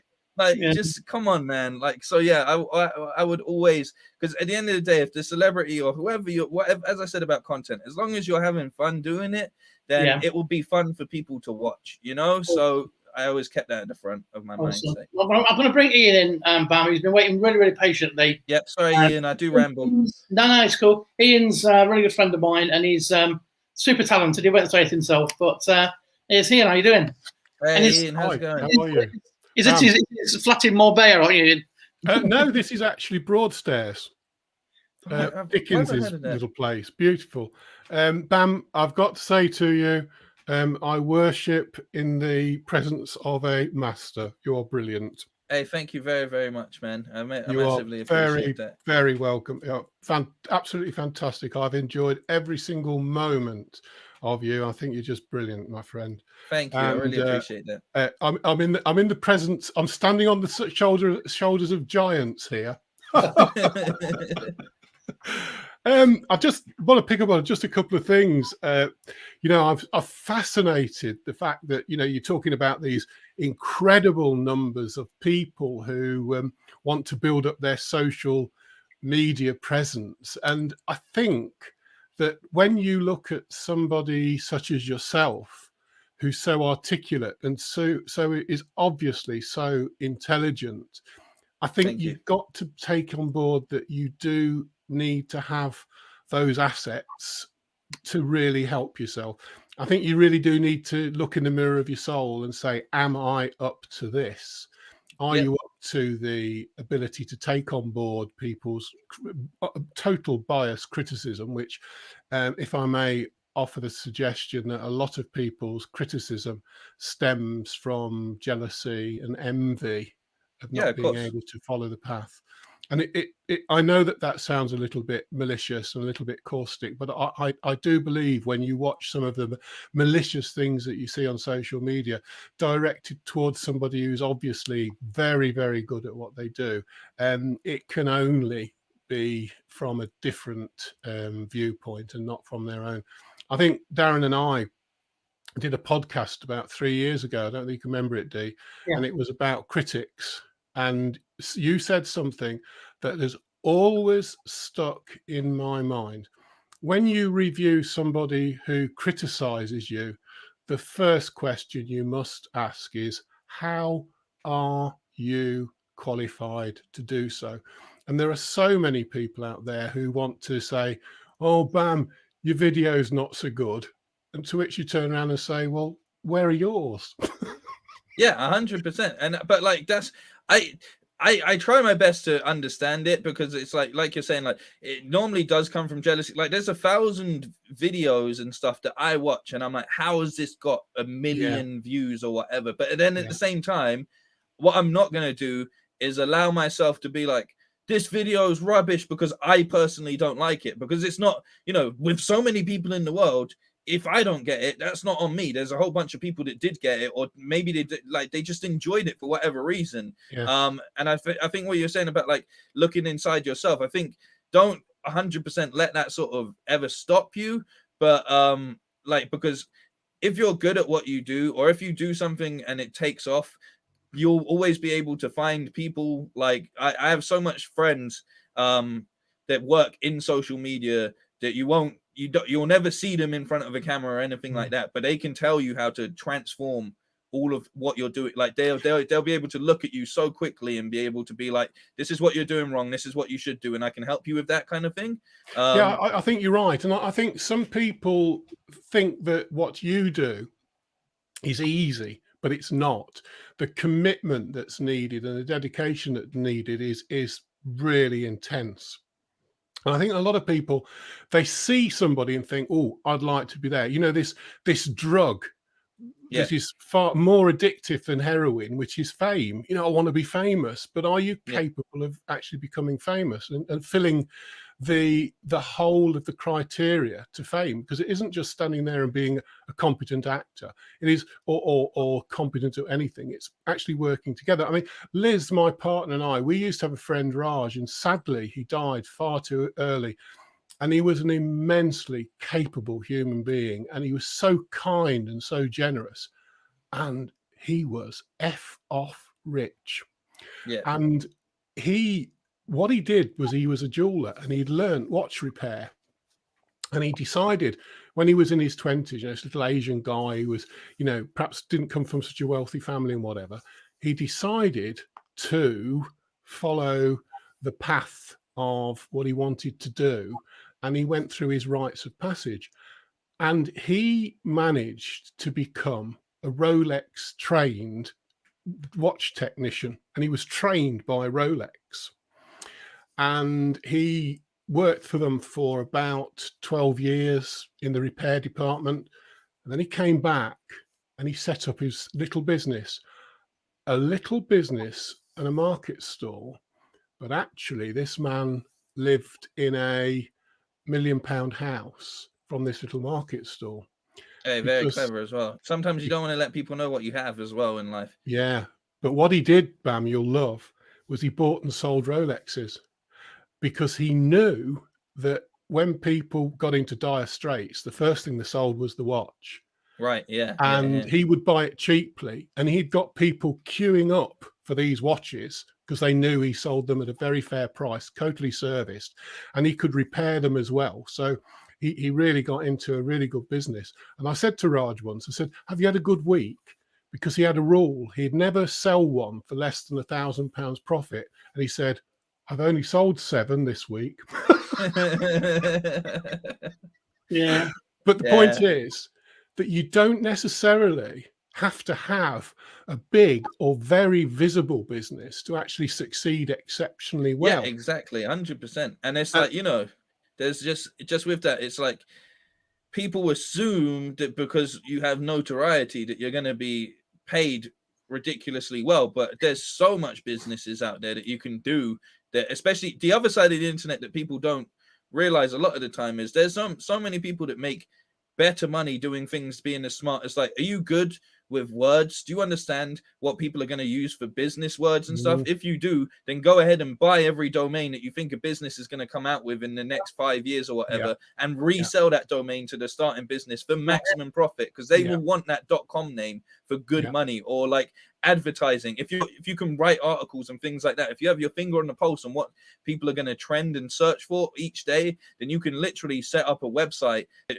comes top of every search engine, and every time someone clicks on that to get their information, you can make so much good money in the background. There's loads of ways that I know so much people like behind the scenes that are making money, where I'm like, maybe this pursuit of whatever it is that makes, I just like making, like having a good time. Like, you know, I like making content that is fun, and I've been creating in all these different like formats since I was like a child, essentially, you know. And sorry to interrupt, but what I was coming to is, if you've got a small idea and you utilize, and perhaps I've watched some of your things on YouTube, fantastic. I mean, for you to manage to have got connections with these people is nothing short of magnificent. Thank you. And if people have got a small idea, you know, like somebody buys and sells watches, toys, or whatever they want, there's no reason whatsoever why they couldn't utilize your roadmap to become exceptionally well known in specialist in, I don't know, toy train sets. Yeah, no, 100%, exactly. Like one of the biggest YouTube channels in the world, if I remember correctly, or last year or the year before, was just a child opening toys. Yeah. Like that's it. Just doing like toy reviews. Like Yeah. like there's so much things that you can just do. And you just apply the basic knowledges, consistency, picking the right outlet for it. I think is a big one, as I said earlier. And Fantastic. establishing what that brand is, you know, and trying to make it consistent. My biggest problem as a general is I do too much a lot of the time. Like I go for, I'm doing some rap stuff, I'm doing some game stuff, I'm doing an interview, I'm doing whatever. And it's so broad. I need to really just home it in. But what I've kind of decided in recent times is I'm using all of my different, you know, it's like, well, my TikTok and my Instagram will be where I do rap stuff, and I'll use my YouTube for just my main sort of outlet, and my Twitter is it gets the best of all of those things and things like that. You know, it's like putting it across in the right places, because ultimately I don't want to stop doing any of these things, but it's just about finding the right outlet. And I think, like, you know, like a lot of people will just be like, oh, I'm gonna do a podcast, and then they'll put it on the wrong outlet. Like, you know, like, so, and it doesn't work out for them. So it is just taking everything. And it, like you're saying, if it is a good example, it's someone that was in the company that I used to work for.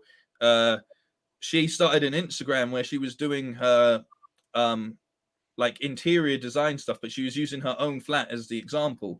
And then from that, she started getting people being like, oh, you know, like, would you do my interior and things like that? And then from that, she started actually opening up a vinyl company where she provides so many different vinyl pieces for her, and that's blown up massively, like so well that that's her full-time job now, you know. Yeah. And that just went from being something that was, she proved it, that it was just something that was a passion project to some degree, to actually becoming a full-fledged business, you know. And it's just having that understanding on how to like market whatever it is you can do through a platform. That was just through Instagram mainly, can benefit you so massively, you know. Like, so someone like Raj, I'm sure like the next step would have been in this sort of era would be like them doing watch repair through word of mouth online, like, you know, and expanding the business even bigger, like and taking orders through that and things like that. And just like, you know, people like looking at jewelry and watches and things like that anyway. So you would have set up an Instagram page and just had like before and after pictures of what the watch came in like and how it looked like when it was done and things like that. And then that would have probably taken over as well, like, you know. So there's like you're saying, there is ways to just apply these sort of basic things. He had a wonderful thing, Bam. If he knew the person was selling their watch because they were in need of the money, he always gave them a replica, a fake of the same watch for them to wear. Oh, that's clever as well. Yeah, that's because that's one of those sort of pride things as well, you know. Like, you don't want to let people know you had to sell your watch to make sure you could eat and whatever. So like, that's actually like a really nice thing to do. Obviously still you're making good money out of that situation, but it's nice to be like, hey man, like, you know, because appearances, and that is the big problem with people's you know, as we're talking about ego and all of this kind of stuff, is it's like, it's keeping up appearances. When you have like you notice on things like Instagram is like, you know, I don't want to be like average people, but even people that aren't really trying to become famous or Instagram famous, they'll be like, oh, I've got to post 3 things per day because that's what is expected. I've got to keep up this appearance, like, you know. And it's like, you really don't force yourself to make yourself look like you're living this situation, or being like, oh, I haven't hit my personal quota today, or I haven't put up I haven't let everyone know what I'm doing for every second of my day and stuff, you know. It becomes that thing. I saw a really good debate online recently because someone was saying it's time we scrap school uniforms, and it's like, no, we don't. Because do you know how stressful it is if you're not in a situation where you can keep up with what the current trends are with clothes and stuff due to your situation? While I don't agree, like, you know, with people like, well, uniforms can still be quite expensive, and they can be. Maybe we need to update uniforms in some shape or form, because honestly, like, who wants to wear a blazer? It made sense, right, when we were living in the days where everyone wore a suit. From school all the way up to you being an old man, you'd wear a suit. It doesn't matter what your job was, you're basically wearing a suit, unless you're doing some sort of labor and things like that, you know, Victorian style, all of that. It makes sense. But now maybe we should update uniforms to something where they're maybe a bit more comfortable and things like that. But overall, we should make sure that these things are accessible, because there will always be children that, when it comes to that, you'd get that one day a year where it's like non-uniform day, right? And no one had to wear a uniform just because it was the end of the term or whatever. But you get some kids that would, that day to them would be the most daunting thing ever, because they knew that people would bully them for not having whatever trainer or whatever outfit and so on and so forth. So that sort of mentality of keeping up appearances is so crucial to like just feeling okay in yourself in life. But now you have the internet to keep up appearances too, so like it's just, for some people, that drives them kind of insane to some degree, because they literally have to, they're worrying so much about how am I going to look online to all of these people, that the reality is most of the time they're just going to scroll past that picture and not even look at it, like, because they follow 100 or 300 or however many people. But in your head, you're telling yourself, with your ego and everything, I have to keep this up, I have to look a certain way, I have to. And that's why you see this influx of like content online, which is like just mundane. Oh, I had a bagel for breakfast. Whoop-de-doo. No one needed to know that. You know, I don't want to see a photo of your bagel, your poached egg. I don't care how well you cook them or whatever. If I want a good looking poached egg, I'll go get someone that can cook. I can't cook them personally, so I don't care. Like, you know, like, but in people's head, it's like, I have to do this. And it's so dangerous as a mentality, when it should just be like, yeah, you know, like for me, if there's something that I'm really proud of, I send that photo or whatever to someone that I know cares about my life, you know. Like I message my mum or I message a friend, and I send it out to them, and they go, oh, you know, that's a well-cooked dinner or whatever. Like, you know what I mean? I've got a friend, you'll go for a coffee and they'll take a picture or Instagram, and I'm like, I met up with my friend, but you're spending all your time taking pictures of your cake and your coffee. So yeah. It's just I get it, like I do get it, but at the same time, it's like one of my favorite things is George Carlin is like one of my favorite comedians. Oh, I love him. Yeah, like, yeah, so good. And he said, like, a good maybe like 20 years ago, he's like talking about how he hates everywhere you go now, there's some person with a camcorder, like not even talking about phones, or talk about a camcorder, yeah. And he's like, and they're always just documenting stuff. And he's like, is everybody's life so, like, he talks about nostalgia as well. He's like, how can you feel nostalgic about something like as small as a little while ago? But he's also like, are our lives so morally bankrupt now that we sit around watching footage of something that we've just done to feel good about? And it's like, that was 20 plus years ago, you know, and now it's like so intensified as a mentality.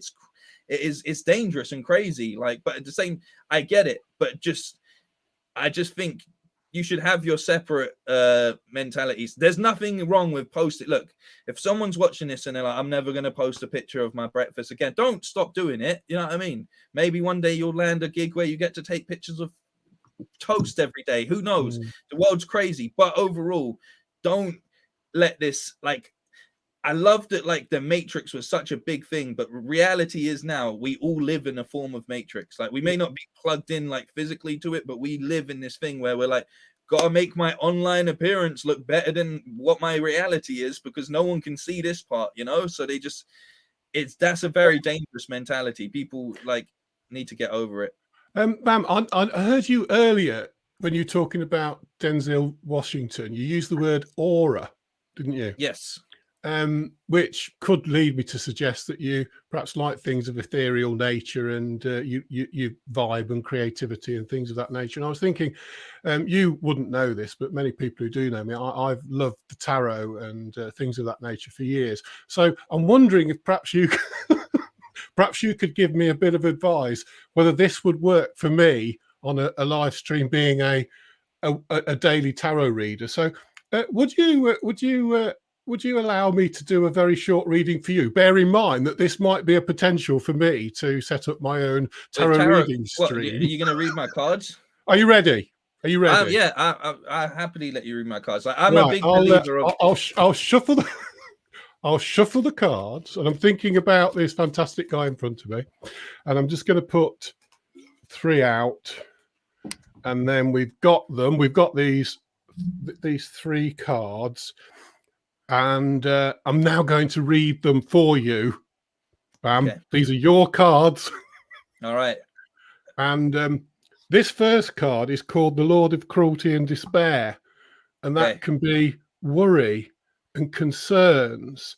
And whilst one might have a, shall we say, really positive exterior, sometimes there's a little bit of self-doubt in the middle of the night. But I mean, I have a feeling, Bam, that actually this might not only signify you a little bit, but it signifies a lot of people who, this is the flattery, who look to you to find solutions. So that's the key. And it's interesting that this second card is Lord of Harmonious Change. And then you have a man who's juggling with his worldly things, his goods and whatever. And that ability to do that, even though there is this little bit of doubt, could be at the moment because of the lockdown and work not coming through as it was. But this is saying harmonious changes ahead. And let's see what the cards are going to give you, Bam, for your year ahead. Come on. 10 of coins, wealth, success, prosperity. It's all there for you, my friend. Brilliant. Oh, I mean, that's reassuring in its own way. Like it is. Like I'm in it. Like my doubt is in at this point in time is around change and stuff. Like as I was saying in general, like it's so annoying as a thing when you know all of like I know all of these things that I understand. Like I can read my own like. I can read everyone else's cards, like putting it in that way. Like I can see, I could look at someone else and what they're doing, and I could apply, and I could be like, you know, like a perfect example for that is like my current client on TikTok. I'm doing a really good job of that. That's fine. I completely understand it. The anonymity of working for a brand, I can apply everything that I've spoken about here, and I can make that work to some degree, and it works out really well. But then when it's me myself, I can't see my own cards. I don't know what the next step is for me. I don't know what the right direction is at any point in time. And that's true. A lot of people have that as well. Yeah, it's hard. It's very hard. But sometimes I don't think you want, but I don't think you need too much direction, because I think to me, I think a lot of people who set an absolute goal, they can actually miss something better. Yeah, if you're not 100%. flexible enough on that journey to think, well, that's what I wanted, but you know, just behind there is something a little tiny bit better. But if you're set on this one thing, sometimes you might miss the big picture. Yeah, 100%.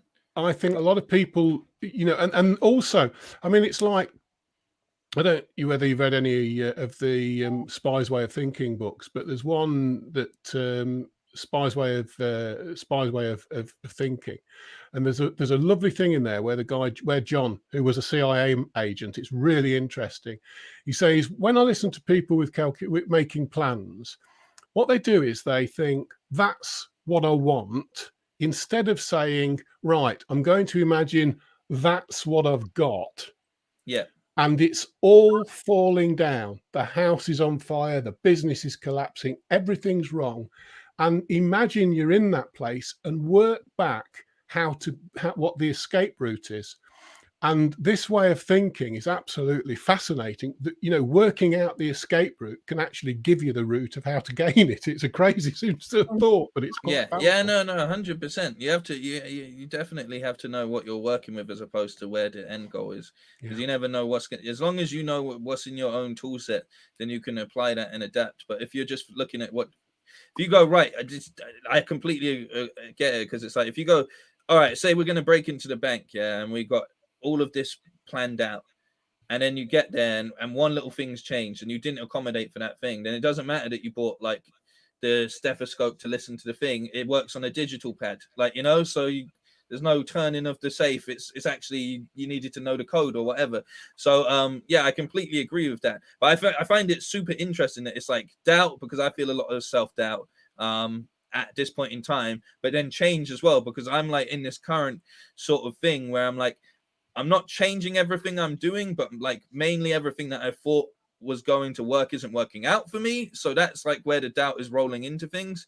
But I'm just like, it's because I had like this massive dream that I still haven't worked out what the end goal meaning of it is, but I was like, I ended up trapped on top of this. It was so funny. It's in a like a kid's adventure place, like, you know, like a phone place. It's got all the climbing apparatus and whatever. And I got stuck at the top of this thing, and like they gave me a ladder, and I was too scared to reach out and grab the ladder. And someone came up, and they were like, "I'll just look. The floor is foam. If we jump, you're not gonna get hurt. It's completely fine." And I couldn't make the jump, no matter how they tried to encourage me, and I couldn't climb down because it's also like climbing down wasn't the right way down either, because I probably would have ended up falling anyway. So I have this whole mentality at the moment because of this dream where I'm like, what is the thing in my life that is the jump? There's clearly I need to take this leap of faith, but I haven't realized what it is that is the actual leap yet, you know? Like, so I'm still trying to work that out. But like, it's reassuring that at least the last card was like a form of wealth, because it's like, oh yes, yes, absolutely. It is the 10 of coins or pentacles is the card of wealth. There's no doubt about that, Bam. But I think, you know, from my perspective, just listening to you for the last hour or so, and you know, very graciously both of you allow me to put in my few words.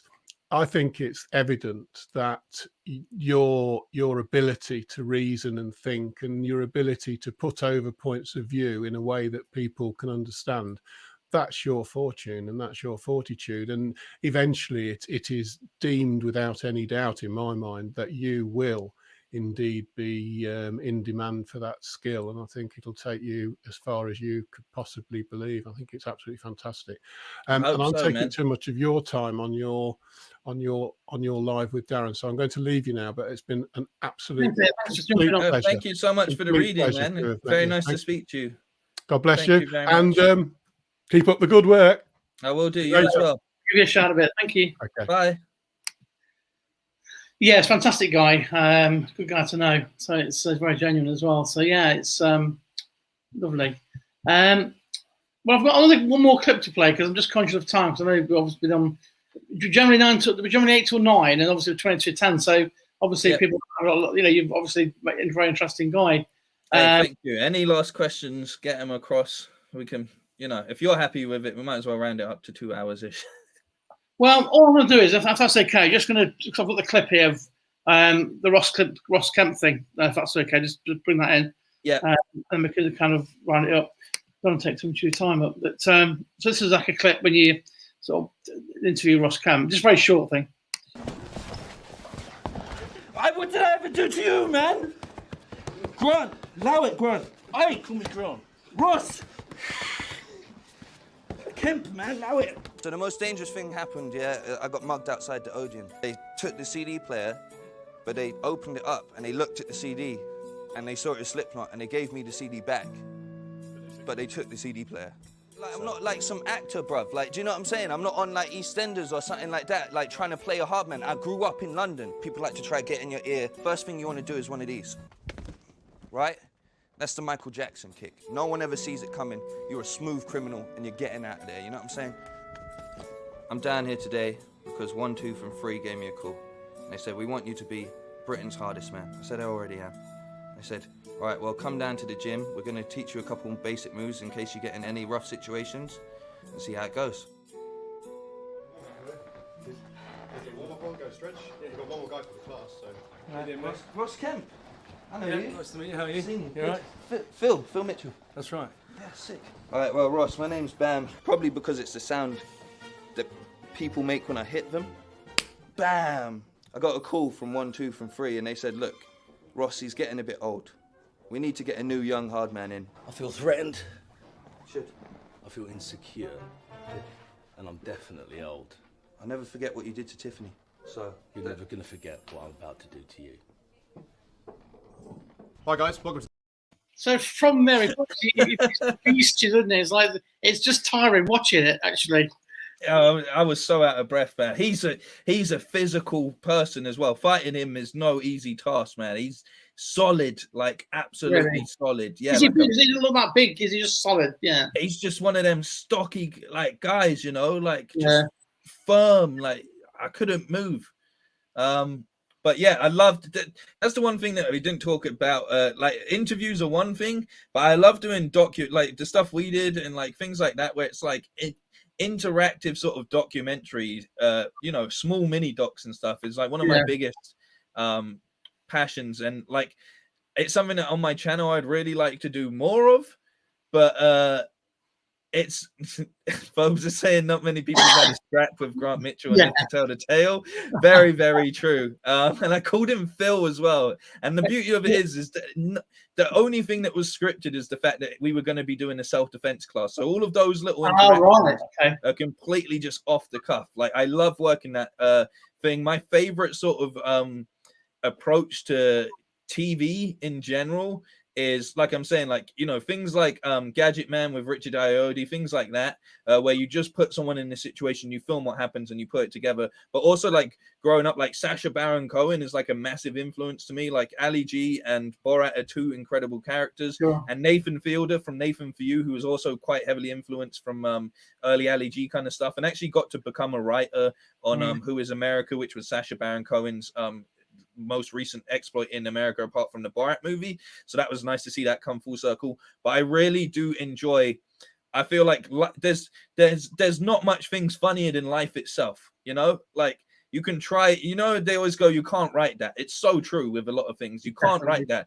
It works best when you're just in the moment and you cut out the parts that didn't work and you put together the stuff that did work. So all of that was just completely off the cuff. And I really wanted to, I had some really cool ideas for things that I wanted to do, kind of more for my channel, but like, so something that we didn't get together, which was quite upsetting, was, you know how they suggested that a lot of people in the creative industry and media and all of that should retrain? Yeah. So I had this series I wanted to do right around the time when they were saying that. And it was like the retraining order, like a restraining order, but a retraining order where I, as someone that was like a presenter, would go and try and learn complete new skills. And like I'd learn to try and be a plumber or try and do essential work like for a day. But obviously with all of the restrictions and stuff due to the situation, it just wasn't, I've not been able to film anything that I've wanted to do for over a year because it's just it's too dangerous to even like meet up with. Like it's one thing when you're doing it as a TV production, but when you're doing it as like a ragtag, this is for my YouTube kind of thing, which there's a lot of people that would be up for it and stuff, and you contact them and they're like, you know what, this sounds really cool. And I've got, luckily enough, I have like people that are friends, a cameraman and things like that, so we would have been able to pull it together and go get it done. But given the way that the world has been, it's just not safe to attempt to do anything like that. So I've got some ideas in the bank that I really do want to actually get done, but it's just waiting for this to sort of blow over a bit, because that's where I feel most at home, like the interviews, and just that comes into it, because a lot of it is like, even though you're meeting someone and you're doing an activity, you're also interviewing them in the process, you know.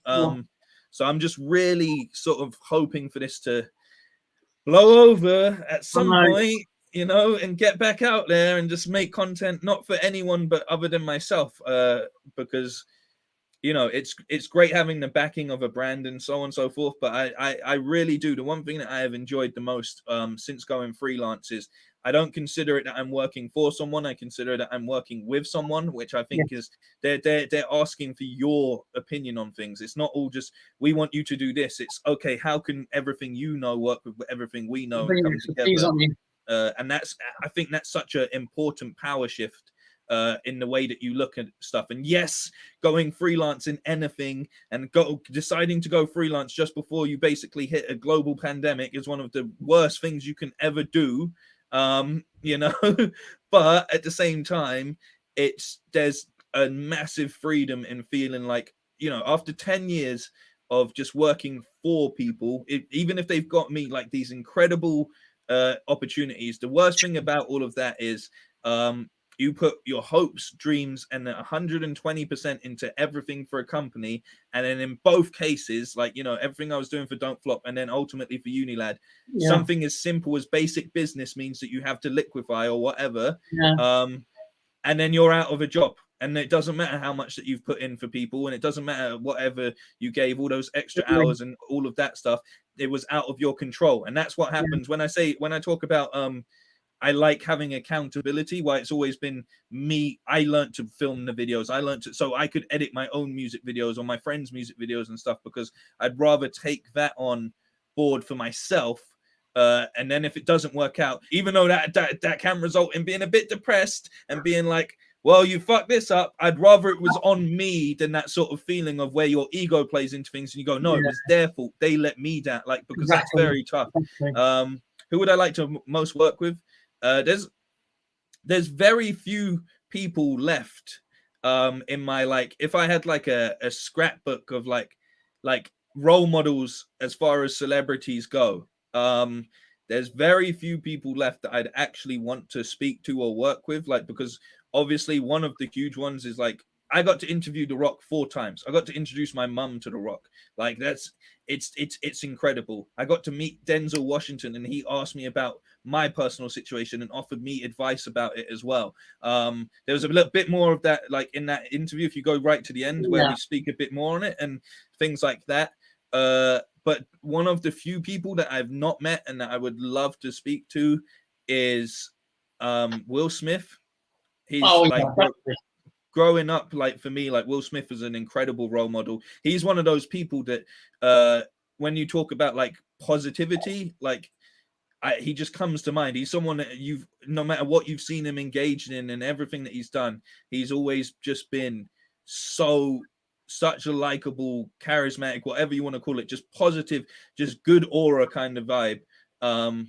So definitely Will Smith. And then I think the last one, like, at this point in time, there's so much people that you could say and stuff, but I would love to speak to Sir Patrick Stewart.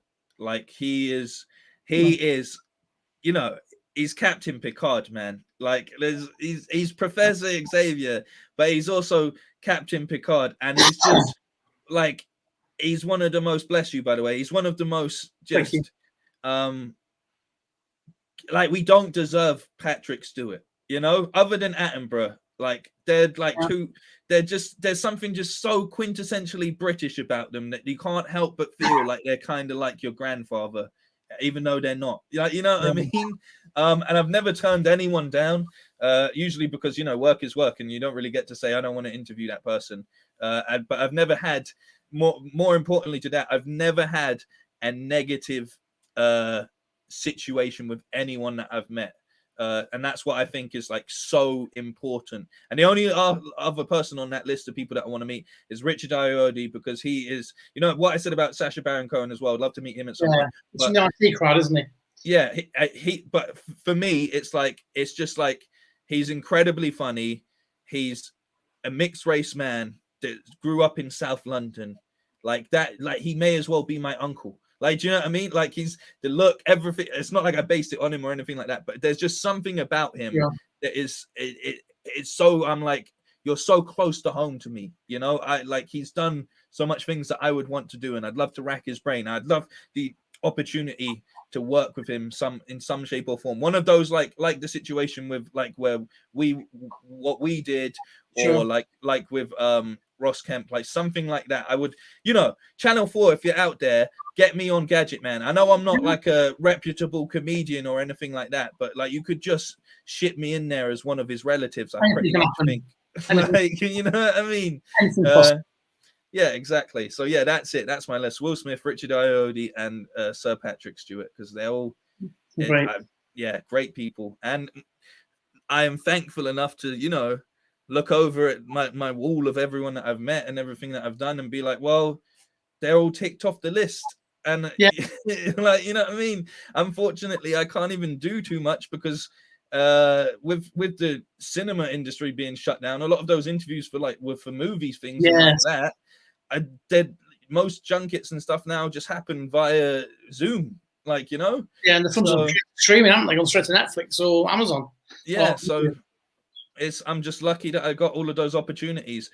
But, you know, ultimately, I would love to. It's the thing where I get upset about is, yes, I could go and work for, I'm sure with my like portfolio, I could go and work for a company that has access to those interviews. But I wouldn't want to take away that opportunity from someone that's already got the job. I'd have to like only apply for if it was open.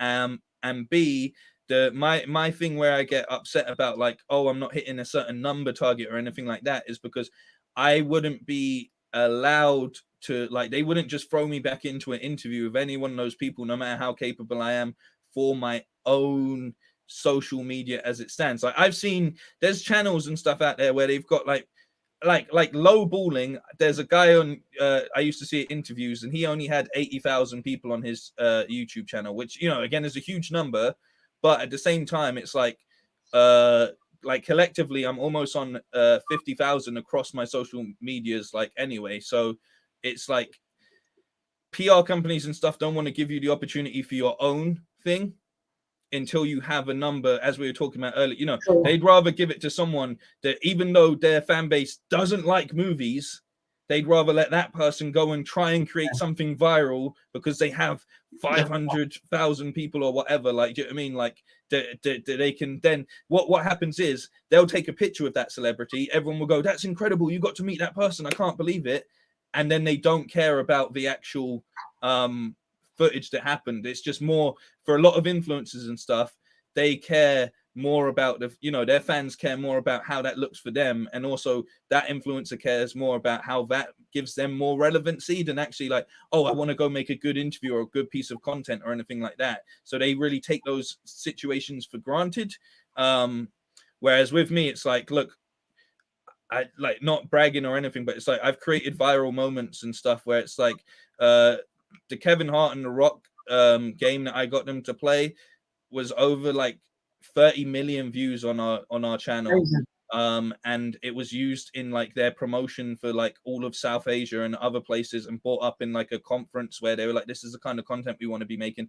A lot of my interviews and stuff have ascended to millions of views, not because it's me in it, it's because I've thought about that piece of content and been like, how can we make it fun? And yes, I had the backing of being at a company like Unilad for a lot of those, but even some of the yeah, I created it. And some of the videos that I have done and interviews that I've put up on my personal channel, like my most viewed video on my YouTube is on 1 million views, because it's that game that I played with The Rock and Kevin Hart. And I've got so much in my archives that I haven't used. The Denzel one on there is almost on 40, I think. The Tom Hardy one's on 50,000. Like, it proves that if I was given access, that they'd get the results that they want. But what they'd rather do is go to like, no shade on anyone out there, but they'd rather go to like a company that's like, you know, a Total Film or an Odeon, and let them do an interview that goes up on their YouTube that only gets like 5k views. And because in their head, as a PR company or as the owner of that movie revenue, they're like,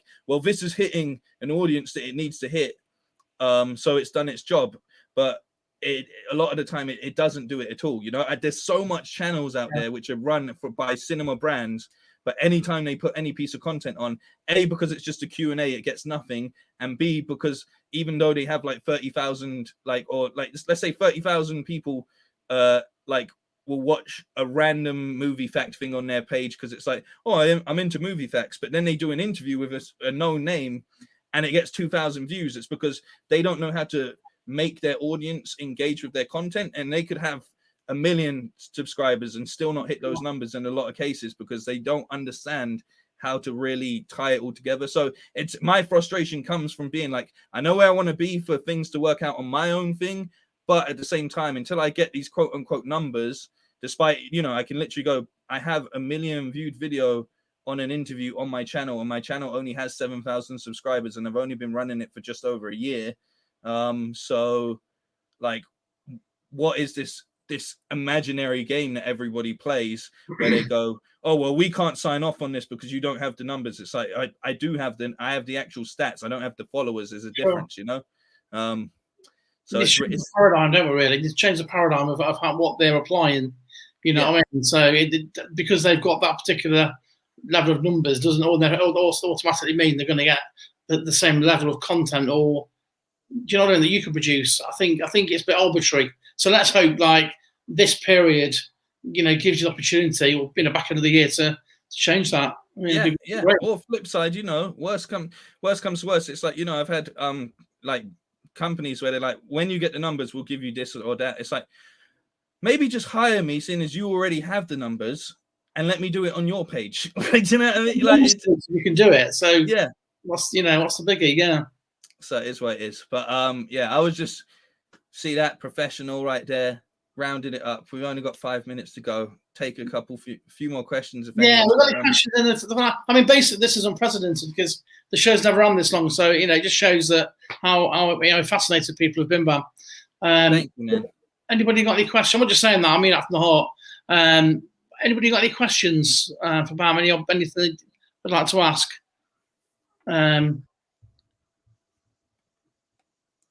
Let's see. Sorry. No, I'm just going to say thank you to everyone that retweeted the tweet because I asked them to retweet it. So Wow. Thank you all of you people that have done that. Massively appreciate it, and anyone that's taken the time out to watch this evening, and to you, Dan, for getting me on, obviously as well. No, fantastic. And like I say, it's something that I wanted to get involved for quite a long time. But I mean, my perception of this of the last 12 months is it's just gone nowhere, hasn't it? For me, and I think it's just flown. So it feels like I've not been productive. I have in lots of areas. I taught myself video editing and lots of other skills, but it just feels like it's gone like that, and I've not achieved anything. Yeah, yeah. But I know on paper I have done. But no, it's been an absolute honour and a privilege. I genuinely mean that. And obviously, if you're still for 2 minutes after, we'll have a quick chat. But no, really appreciate your time, and I think people have gained a lot of knowledge, especially I have as well, in terms of like the monetizing things like Instagram. Because I think there is a lot of myths out there that you're going to put a few posts out and suddenly make a lot of money. Yeah, exactly. And it's just that wave has happened for a lot of people, Yeah. And it's not. I'm not saying it's not going to still happen, but it's you're better off making a brand that like actually sells stuff than you are trying to make yourself into a brand. Be the person that sells cool cutlery or something like that. Like you're more likely to get rich that way. And I think ultimately that's what it is. I don't think people are obsessed with fame. I think people see fame as a fast track way of making money. And I think what people don't understand is, as we've both said as well, is like, go ask most actors and stuff when they actually started making considerable money that they could live off, go ask most actors how much jobs they got rejected for, or presenters or anything, before they were in a place of consistency, before someone came along and said, we want to book you for a 2-year contract or something like that. Like, it's so easy because the media and the industry is so ready to, like, they know that for anyone, it's we can pick you up and drop you. There's 1,000 in your space kind of thing. Personally. So they know that they'd much rather just get a quick, we'll chuck you a quick 1,000 for one project or something, like, and then we'll never call you again. Like, it's so easy for that to happen. But guess what? That's not enough to pay your bills all year round. Like, So no, I mean, I'm an actor as well, and I've kind of left acting alone for a long time, and I recently kind of started acting again, got back on Spotlight and got an agent. And like, for example, last 2 weeks I've done about 10 self tapes for acting work for TV. Not back on any of them. I mean, I got, just before COVID, I did a film in Gloucestershire, which I'm not sure when that's coming out, playing a cop, a bit of a stereotype. But to get that one single job, which is quite a good decent acting role, I must have self taped for maybe 10 or 15. Yeah, exactly. People don't see that. They just see, oh, I get famous and then I get money, and it's like it's such a falsehood, and it's people know this as well, so they'll exploit that so massively with people that, as we were talking about earlier, just aren't prepared or understand any of that and don't know how to conduct themselves. So it's a scary thing, but at the same time, like I'm saying, it's not all about being famous, man. But it's just that association of like, oh, fame and money. Like, I don't want to be famous. I never want to be famous, because that would just mean I get 1,000 people that say even more negative things to me. I couldn't. People go, Kanye West is crazy. Could you imagine dealing with the amount of stuff Kanye West must deal with on a daily basis? No wonder he's gone crazy, man. But yeah, like, overall, like, my goal is, and I think like the realistic goal for a lot of people is like, I'm just trying to like do enough that I can live doing what I enjoy. And for me, that is content creation and stuff like it. That's the end goal. It's not in any shape or form about, look, I would love to be a millionaire. Yeah, I'm sure. But at the same time, like, I just want to live in peace. You know what I mean? Like, be able to exist from your passion. If you can generate, sufficient funds to kind of give you the lifestyle from your passion, then I think you've cracked it, haven't you? Yeah, and that's it. That's it. Simple. I try to live a simple lifestyle anyway. My biggest thing, just to finish on what you were saying, is there's so much that's happened that I feel like hasn't happened this year. And I'm really thankful in this past space. I'm so thankful for everyone that's become a subscriber or supporting me in my cause. There's so much like great people that I've met through this, so many good opportunities. When I do get an opportunity as well, I can literally ask my community, like, even if they're not there when like on a daily basis, if I turn around and say, guys, I need your help with something, they'll turn around and they'll be there to help. And I'm so thankful for that, because as we said earlier, find 10 friends that will retweet your fucking product for you or anything like that if you really need it.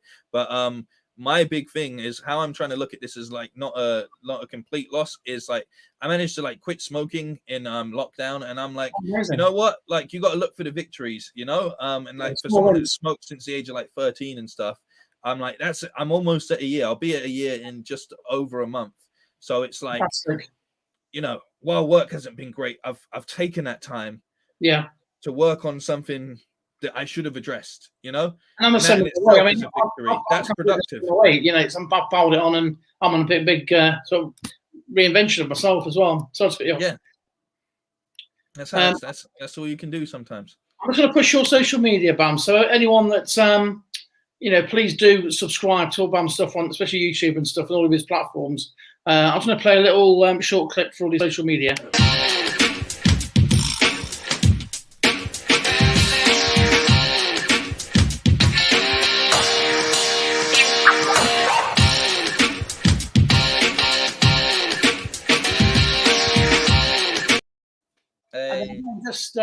Just by putting on a while. I'm sure we're going to get you. So, thank you you so much. No, you're welcome. Please, like I say, if anything, please do subscribe to his stuff, because he works hard and really deserves the support. So again, thank you so much. It's been a pleasure. Yeah, thank you everybody for watching as well. Appreciate that. So if you just hang around for about 30 seconds, I'll come back to you. But yeah, great show this week. I'm sure you agree. Thanks very much for, we've got some really good numbers so far, and we're on 2 hour mark, so that's unprecedented. So thanks a lot. I look forward to seeing you next week, Wednesday, 8 o'clock, Darren Stanton Live. Take care. Have a good week, guys. Look after each other. Bye-bye.